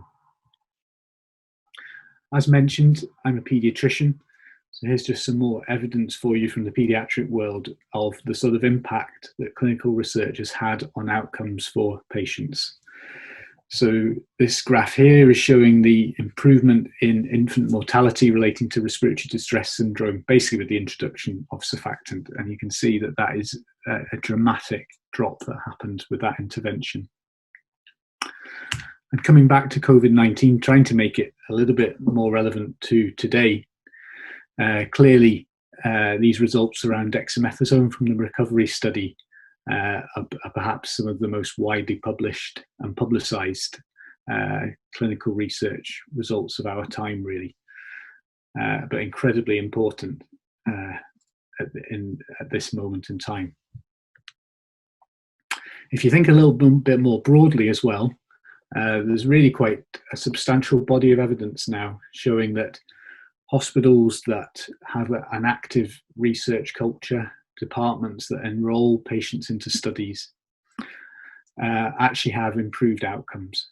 And you can show that not only for patients who've actually specifically taken part in studies, but simply by being treated in a centre and not necessarily being part of a study yourself, those improved outcomes are transferred even to those patients. And this is just one quite well-known example in colorectal cancer. So if we start to think a little bit more personally about why you, and the way I look at it is that most importantly, you can only do research if you're inspired by it, if you're interested in it, if you think the questions that you're trying to answer are important. Because inevitably, it's going to involve a huge amount of hard work, as you probably found already during your academic foundation posts. And it may be 90% perspiration and 10% inspiration, but you've got to enjoy what you're doing. Otherwise, you're just not going to find the energy to put in those hours, to put in that hard work. So this is a purposefully out-of-date slide. And this was perhaps the idealistic pathway that people who were going to become clinical academics were meant to take. You can see how out of date it is because we obviously no longer have SHOs or SPRs. But this was, in theory, the pathway that you were meant to take. The reality was often very different. And rather than that nice, steady staircase of career progression, it often felt more like a sheer rock face that you were trying to climb. And it is true that there are plenty of different routes that can be taken to reach the same point. Just important that everyone remembers that. What is a really positive thing, undoubtedly, is the NIHR integrated pathway, though. So as I mentioned, those previous slides were purposefully out of date, and now there is a much more clear and resourced clinical academic training pathway. And I would guess that being a motivated audience, you're probably all fairly well aware of this. So I'm just going to quickly run over it over the next couple of slides. This is a medical audience, but obviously the NIHR is not just about medics, so it's about a multidisciplinary approach to try and increase culture of clinical research in the country. And here you can see a particular mention of the fellowships and pathway relevant to doctors and dentists. This is it in a bit more detail. You're obviously all at this stage, the academic foundation programme, with the obvious next step in that pathway being academic clinical fellowships or ACFs. So I've taken a few slides, just these are generic NIHR slides, but they're quite important and summarise the background probably far better than I could in my own slides. So each year, NIHR fund about 250 ACF posts and also 100 clinical lecturer posts, which I'll briefly mention at the end. Importantly, from your point of view, they are administered and appointed to on a regional basis via a grouping of medical schools, so-called deaneries or higher education groupings, medical education groupings, and also linked NHS trusts as well, the so-called IAT partnerships. The actual posts themselves, I wouldn't worry too much about this, but the way that they are allocated on a national basis to each region can either be via a formula or a competition system. So effectively there's a bidding process that goes on. So not every region may not have exactly the same number of posts or even the same specialty of posts available. And this is partly worked out by a competitive bidding process, and then there are other metrics involved like NIHR funding that each region may have attracted, etc. As mentioned on the final bullet point there are also key priority research themes, and some posts can be linked to a theme. And these are the current priority areas as identified by NIHR. And I guess the idea behind this is to try and encourage young academics to move into these particular areas of need. And these will obviously change with time. So I think you're all probably listening to this to hear about ACF posts. So the short summary is that they last for 3 years. They give an academic split of 25%. So that means that 75% of the time is spent doing clinical training, but a quarter of the time is spent in academic-based work. And this can vary in different regions. And there's probably less flexibility than there is around clinical lecturer posts, but there can be some flexibility exactly what's done and how it's done. Importantly, they're obviously specialty specific in terms of the clinical specialty, and they're applied to and allocated on that basis. And the usual or expected outcome is to, at the end of an ACF, then attract funding for, ideally from an external fellowship, to then undertake a PhD or MD.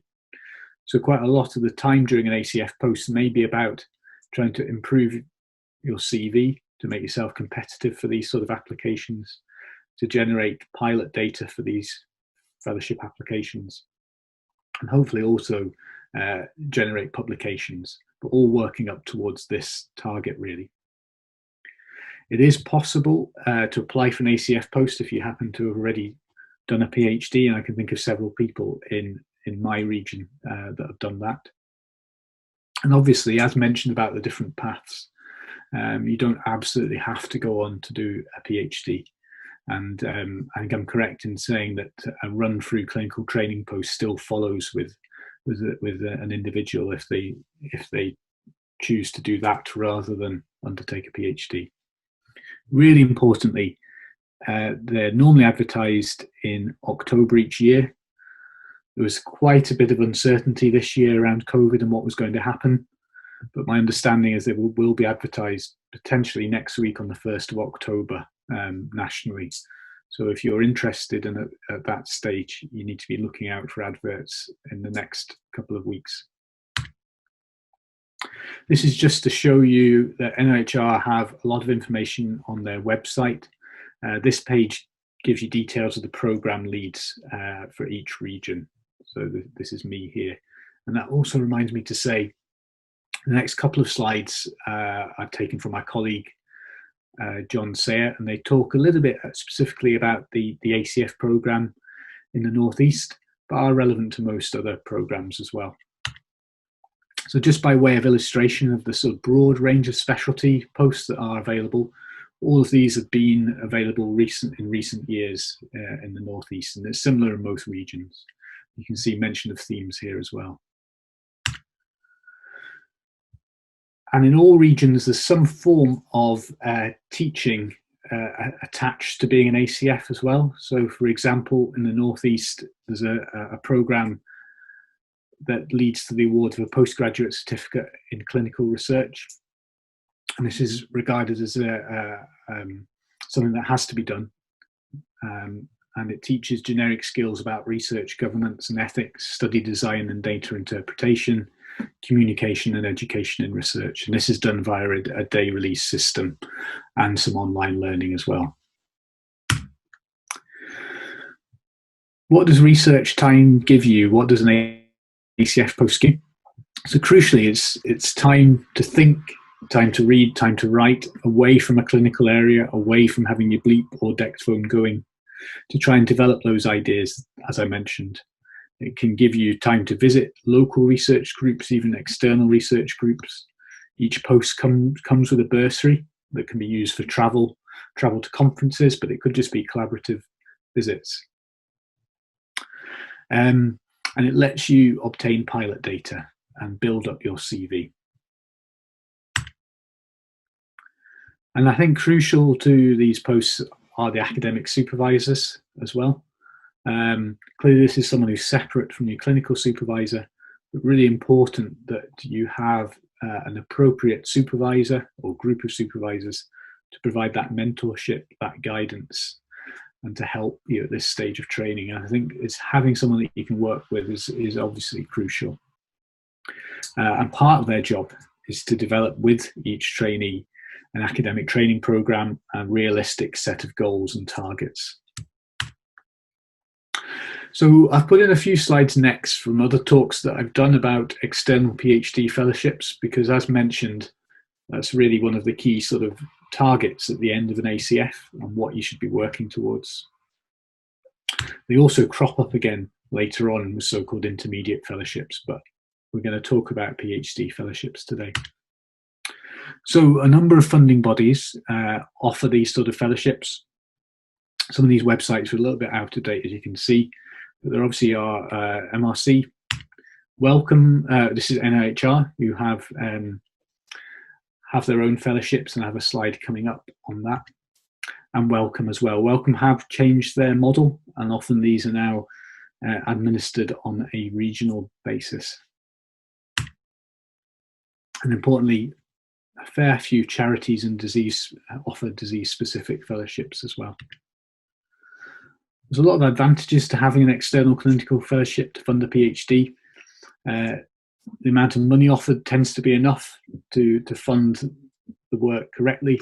They're seen as prestigious things to have, can bring allied opportunities, other training opportunities, networking opportunities, etc.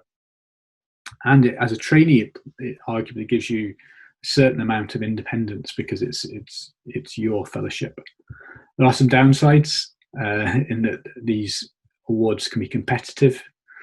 So putting in that hard work to develop an application is just absolutely required. And you could argue they're dependent on track record and CV, as we've talked about. And they often involve an interview and can be a lengthy process. Some work's been done showing, I think these were holders of an MRC training fellowship, and work's been done to show by having one of these, most people actually go on to an academic career and or hold senior clinical positions. So the outcomes are actually fantastic for people who have training fellowships. I mentioned that NIHR have fellowships as well, and this slide is only in here just to point out to you that some aspects of their scheme have changed recently, but certainly there are doctoral fellowships available, and full details on the website. So to develop a fellowship application, I think you need all of these aspects. You clearly need the inspiration, you need that idea. It's helpful if that idea plays into a narrative around the disease that you're interested in. It can be a story about you and your career as well, because after all, this is about training. It's helpful to have supportive preliminary data and support in the broadest sense in terms of supervisors, institutional support as well. I think it takes time to prepare these things. There are different aspects to the application process and different audiences at the different stages that you need to win over. So first of all, you've got to be eligible to be able to apply. Applications tend to be reviewed then by external peer reviewers. So these will logically be experts in that particular area. So they need to be impressed by the project and think that it makes sense and is deliverable. And then often there's actually an interview stage as well for people that are shortlisted. And that is a much more general panel of experts. So you've got to be able to sell the project to that kind of audience and be able to answer their questions. The mantra being that the person, project and place are all being assessed. In the next few slides, I'll just talk briefly about each of those aspects. So as mentioned, the project is obviously very important, and that first stage of review, I think, is often about the project. Traditionally, these sort of applications will be hypothesis-driven projects that have to be both novel but deliverable as well for a PhD. Helpful if you have preliminary data, and it's certainly crucial to have a logical experimental plan that isn't all predicated on just one experiment. The person, because this is obviously something that you need to be thinking about now. So I'm sure you're all enthusiastic people because you're choosing to listen to this. But working on that CV in terms of publications, presentations, relevant experience, all really important. Having supportive references that clearly show that those people know you as an individual, I think, can only help as well. And try and articulate where that fellowship will take you. You need a supportive and appropriate team that have that track record, that have the time, though, to be able to put the time into you as well. And clearly the wider environment and training environment are very important as well. So what happens after you've successfully completed your PhD? So obviously now, at this stage, and the next obvious step is a clinical lecturer post. So these posts, in brief, last for 4 years, often through to CCT. And they truly give a 50-50 split between academic work and clinical training, leading up to commonly for applications for intermediate fellowships. And CL posts give genuine flexibility about how that time is spent. So just to summarize, hopefully, what I've gone through, perhaps really and most importantly, choose to do what you enjoy. Inevitably, it's going to be hard work and you have to persevere with it. I would strongly recommend a career as a clinical academic, though, because I think that the pros outweigh the cons. So the advantages being that independence, that it can be enjoyable, stimulating and flexible. Inevitably, it's hard work, and there is a balance there with clinical work, with family life, for example, but it's possible to achieve that balance. I should acknowledge, as I mentioned, John Sayer and NHR for some of those slides. I think there's a chance to ask questions as part of the panel. Also would be happy for anyone to contact me, especially if you may be interested in applying for ACF posts in the Northeast. Thank you for listening. Many thanks to you both. Now we have our panel discussion. If you'd like to ask our panelists anything, please drop your questions into the hashtag AFP in our virtual coffee room channel.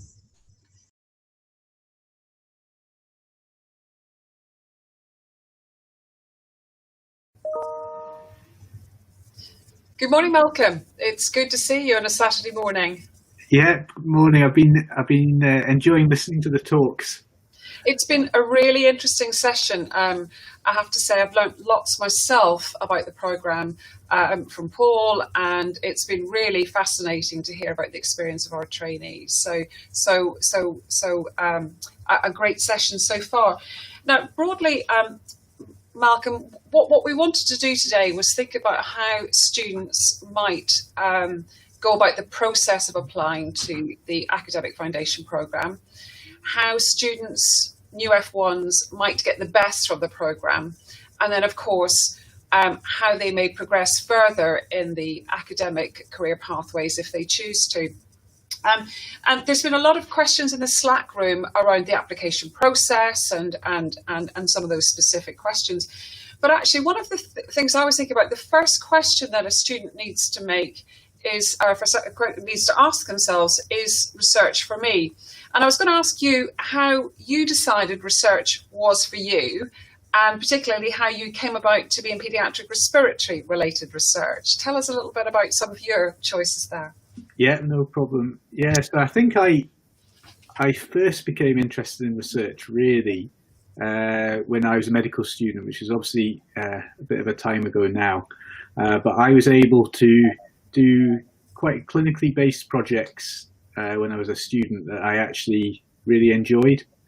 And I think it was about perhaps having that time to really get involved in something in more detail, which I think is still can be an issue as an undergraduate in terms of what research lets you do is really truly get involved in something and perhaps get to know the people that you're working with that a little bit better than you do during a lot of usual attachments.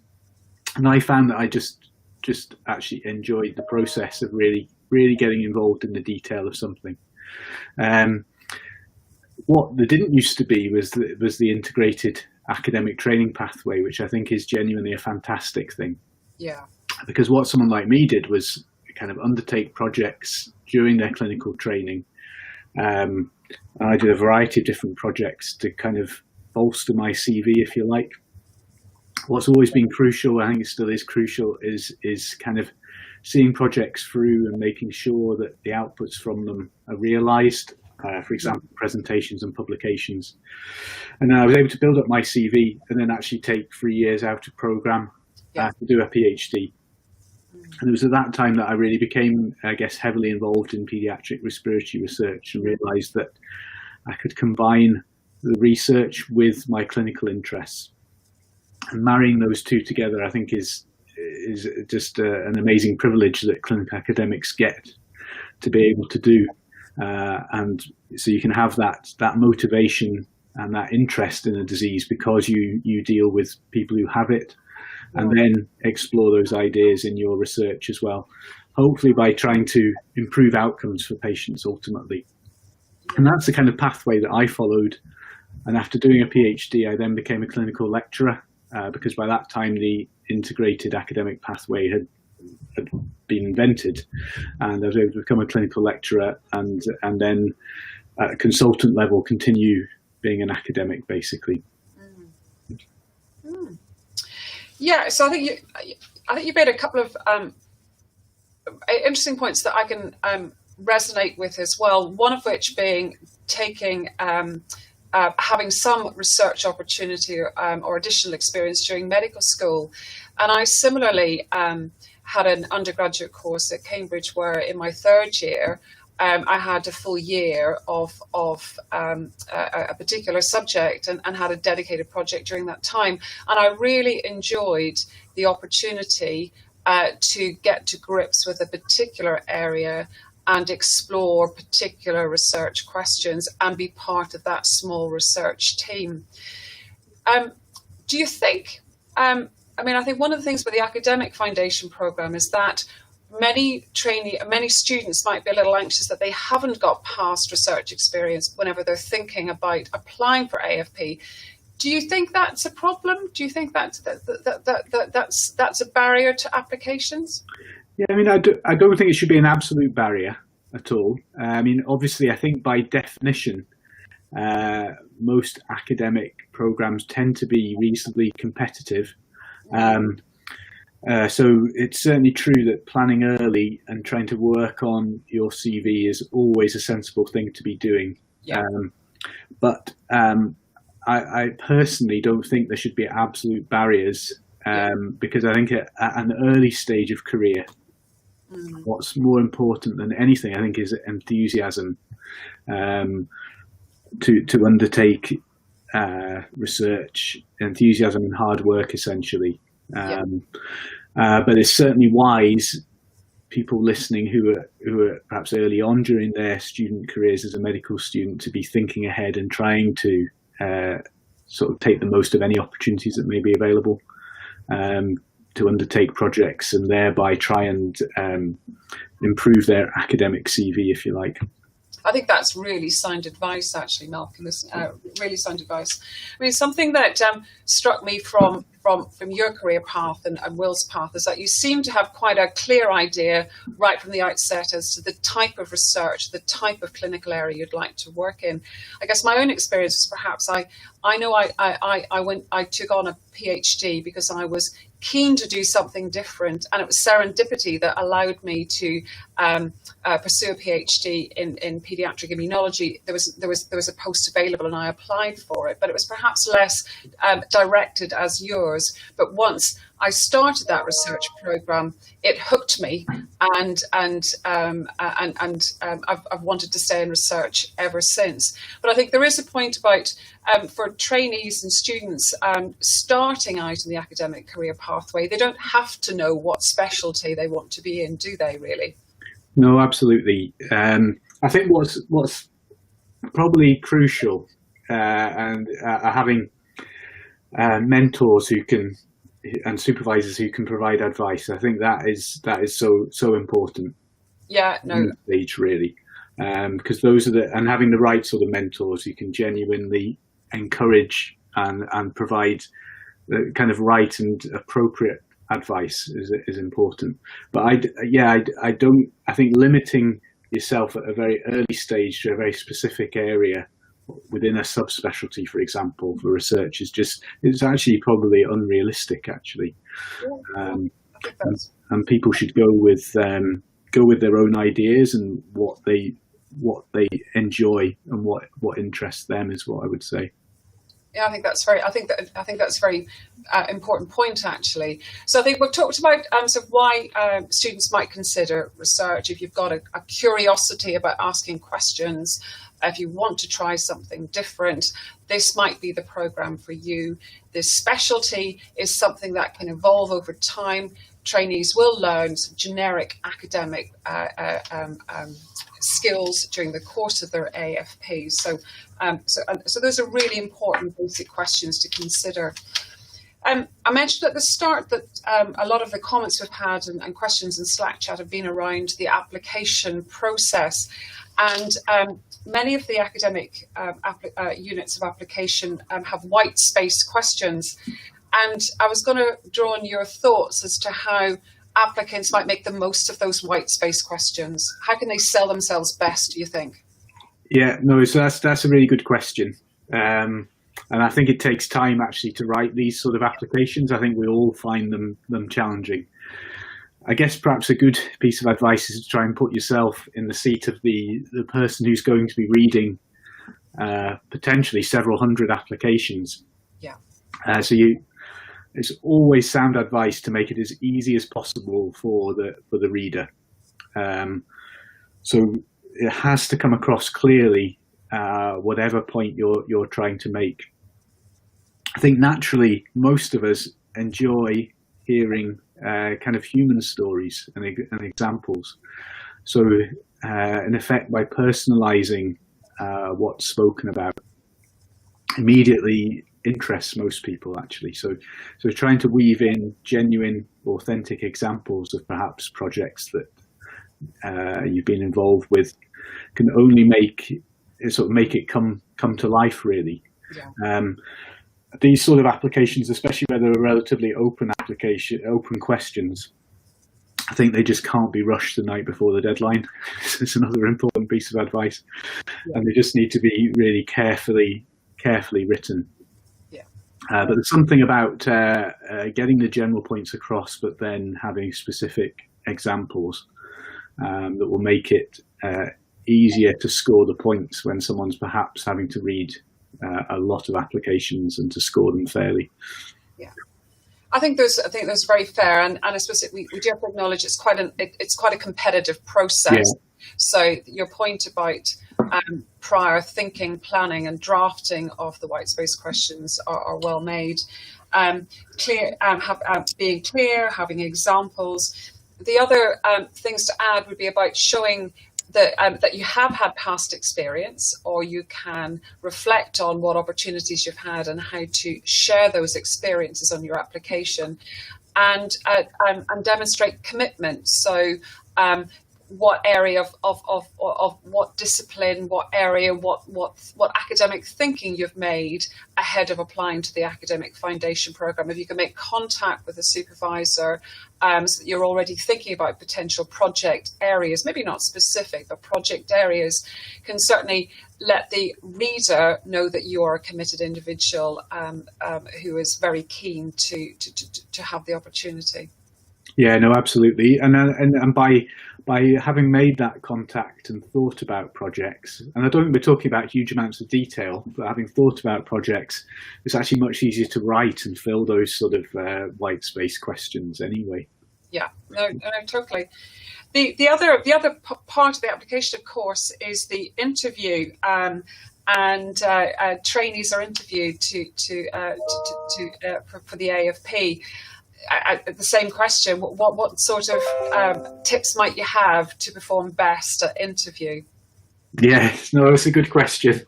I think it's tough, isn't it, for anyone? I think there's a certain knack to staying calm. Mm. So I'm to have to say. Staying calm and just thinking about the question that you've just been asked. Yeah. I think what helps with that is practicing.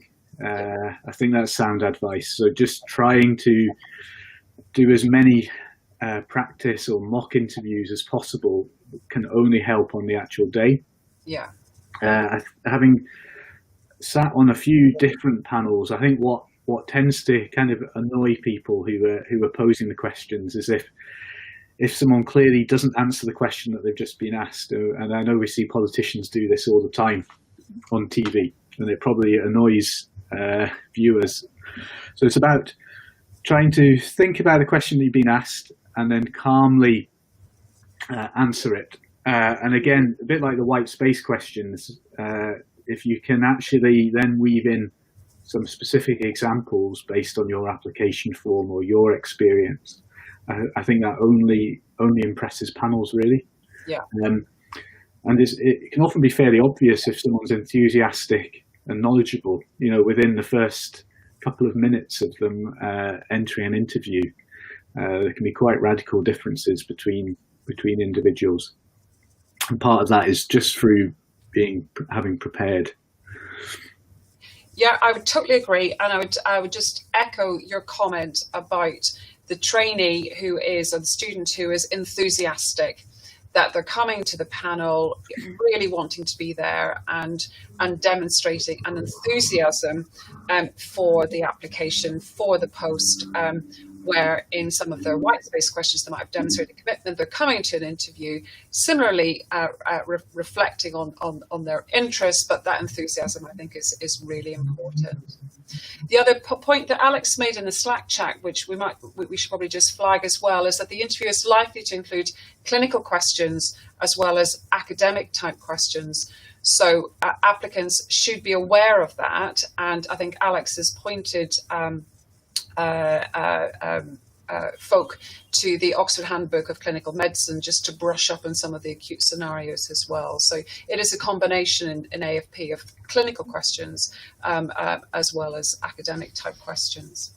And certainly in ACF interviews, which I have more experience of, often people will be given some sort of paper to read and potentially kind of present a piece of data and talk about it.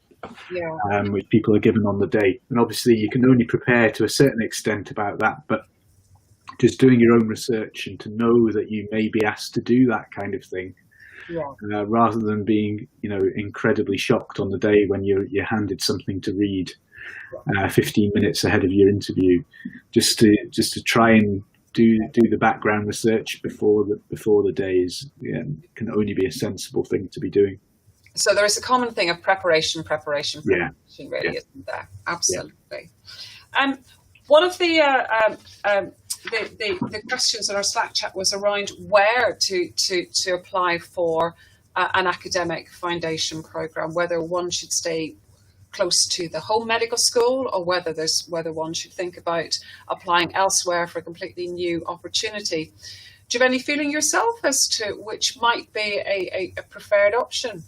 I think you just have to do what feels right. Actually, I don't think there are right or wrong answers to that question. I can think of I've supervised an academic foundation doctor who moved to the region for the program, and I think they found it quite refreshing actually to come to a different centre.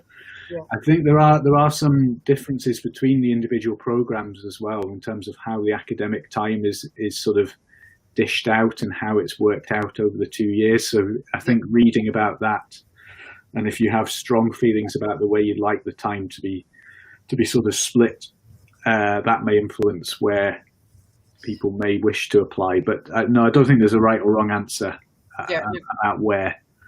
Yeah, I think that's true, and I think Paul made the same point about looking at the individual programs. There's a huge variety in the differing types of programs and the offer. Some are more structured, some are less structured. So making that decision in the context of what the particular foundation school and how they present their AFP program is really important. I should just mention that we're having a really nice chat about some of the key themes around the AFP programme. But if folk wish to pose further questions in the Slack chat, it will be open. Please do use Twitter. Please contact FDocs, and we'll be happy to pick up those questions after the event, of course. Matt gave a really nice reflection on both highs and lows of the programme. And as I said at the beginning, I'm so impressed with some of the stories that our presenters have shared and their own experiences today. But I think there were a couple of important points to pick up around some of the lows and the challenges of the programme, in that it is more self-directed than the clinical posts. It can be lonely at times, and you can have quite short periods to achieve a meaningful research activity. Those are important points, aren't they? Any thoughts on those? Yeah, no, I mean, I think inevitably academic medicine and research involves hard work, and there are always going to be some low points as well. I think personally that in actual fact any trainee should never actually be feeling particularly alone. I know we all do at points, but in any program there really should be a system whereby an individual is not just left to it. I think it's crucial. It probably comes back to the relationship with supervisors and program directors, but I think any responsible supervisor should not be expecting someone who is inevitably at an early stage of their career to just get on with it, if you like. I think that the days of that being acceptable have actually passed a long time ago. So I would like to think that people should always feel supported. And obviously research groups vary a lot in terms of the work that they do and how they operate. But what a lot of people find is actually this one of the strengths is sort of joining a group of like-minded individuals doing similar work. And there can be genuine camaraderie there, the way there is amongst junior doctors in clinical posts. But I guess probably a common theme to doing academic work is being motivated and having that degree of self-motivation. And I think that is kind of inevitable. But people who apply for academic foundation programs tend to be a self-selecting group in that you have to be fairly motivated to be applying. So I would sincerely hope that the highs outweigh the lows considerably. And each program really should have and will have a structure in place to support people if they're genuinely feeling isolated. Yeah, no, you're absolutely right, Malcolm. And actually, my own experience of working in academia is these are small teams, small groups where you get to know your supervisor and other members of the team really well. So there's considerable support available to trainees. The other point that I think Matt made was around managing expectations, and a practical point our piece of advice I would give would be about managing one's own expectations and making sure that whatever piece of work you set out to do is focused and achievable within the time frame. And again, that discussion with your supervisor will hopefully make sure that that is the case. Well, thanks ever so much for joining us. Really, really enjoyed your presentation. And Malcolm and I have been picking up just some of the key themes about why to go into research, what type of specialty, and some of the issues around process and how best to sell yourself. From your own experience, have you got any thoughts yourself as to whenever you reflect back on your applications for ACF and ACL, because that's a question that trainees and students have posted on the Slack chat as to how to maximise their presentation. How did you sell yourself in your ACF and ACL application? What tips might you have for some of the people listening today? It's a good question. So I think in terms of selling yourself, it's hard, because I think I after I got my post, I was speaking to some of the panel members later in a social setting and saying, out of interest, why did you pick me? And it was a very vague answer I was given. And I think what I took from it is, I don't think they have a checklist of criteria. I think they want someone who has something unique about them, or something that makes them stand out, or a sense that they've got a passion for it. I don't know. I think maybe the ability, demonstrating the ability to show a sustained interest and to take your own direction.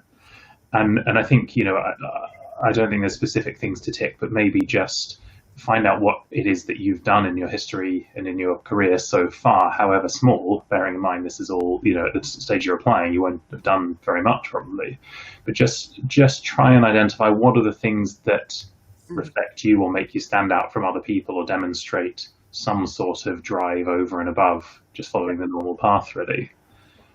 The other thing that really helped, and in terms of sort of picking AFP's, ACF's project and everything, is the very clear tip is find a good supervisor, a good person to work with.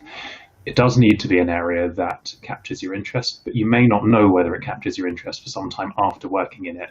But you need a good supervisor, because you need so much more than a good project. You need career advice, you need support for the next steps if it goes well, for alternatives, and someone who cares and takes an interest if it doesn't go well, someone who you get on with, who will help you express and develop your own ideas. So I think if you're thinking of applying, speak to the people, identify a short list of the people you might work with, meet them, talk to them. Don't be presumptuous, but talk about what you might do, how it might look if you got the post. And I think if you can see yourself fitting into that and you feel passionately, I'd love to do this, that will come across at the interview and in your application. I think those are really good points, and resonate with the conversation that Malcolm and I had a while ago. I think you've also flagged a point that both Alex and Matt made in their talks about non-academic activities and how important they are in terms of adding to you as an individual when you come to an interview, to demonstrate some of those professional skills and some of that self-directedness that you're referring to that make you stand out from the crowd. And of course, Alex very nicely described what how variable and how diverse his activities were during his AFP program, which is another nice selling point coming to an interview. So it's the project, but there's much more than just your project whenever you're coming to an interview. It's the individual, it's the other activities, that enthusiasm, the different activities that you've done, as well as some of those attitudes that you referred to as well. And of course, you make a really valid point about that every medical career is never straightforward, and that there will be kind of stones and obstacles along the way, and having that supervisory support right from the outset is really important. Yeah, absolutely. One of the points, as we maybe just round off today's discussion, Paul made right at the start, was that you don't necessarily need to do AFP to progress along an academic career pathway. So maybe just start with Malcolm again as to, in terms of for those that can see themselves pursuing a career in academic medicine in the next 5 years or more. So do you have any thoughts on that at all? Yeah, no, I think that's true. In that you can apply for an ACF post having not done an academic foundation program. So that is a really important message, isn't it? Inevitably, as we've spoken about, most ACF posts are relatively competitive. So it is so important to have tried to optimize your CV, to have kind of completed projects that you may have been involved with, trying to be associated with the outputs from projects, etc., which then just makes it so much easier to write that application and I guess to score points on the application as well. But yeah, you don't need to have been an academic foundation doctor to have taken part in projects, to have perhaps done some presentations, perhaps generated some to be an author on some publications. That can absolutely still be done. And people can start trying to do that as a medical undergraduate, certainly, and as a foundation doctor who's perhaps undertaking more clinical-based research during their clinical posts as an F1 or F2. Yeah, perfect. And Will, maybe one of the final comments should go to you, really, as a previous AFP trainee. If you could do it again, would you still do academic foundation program? Oh, no hesitation at all. I absolutely would do it. And I completely reiterate the point. You don't need to do an AFP to get on an academic career. But I think if you're thinking of an academic career, you'd be mad not to apply. I don't think there's a good reason not to.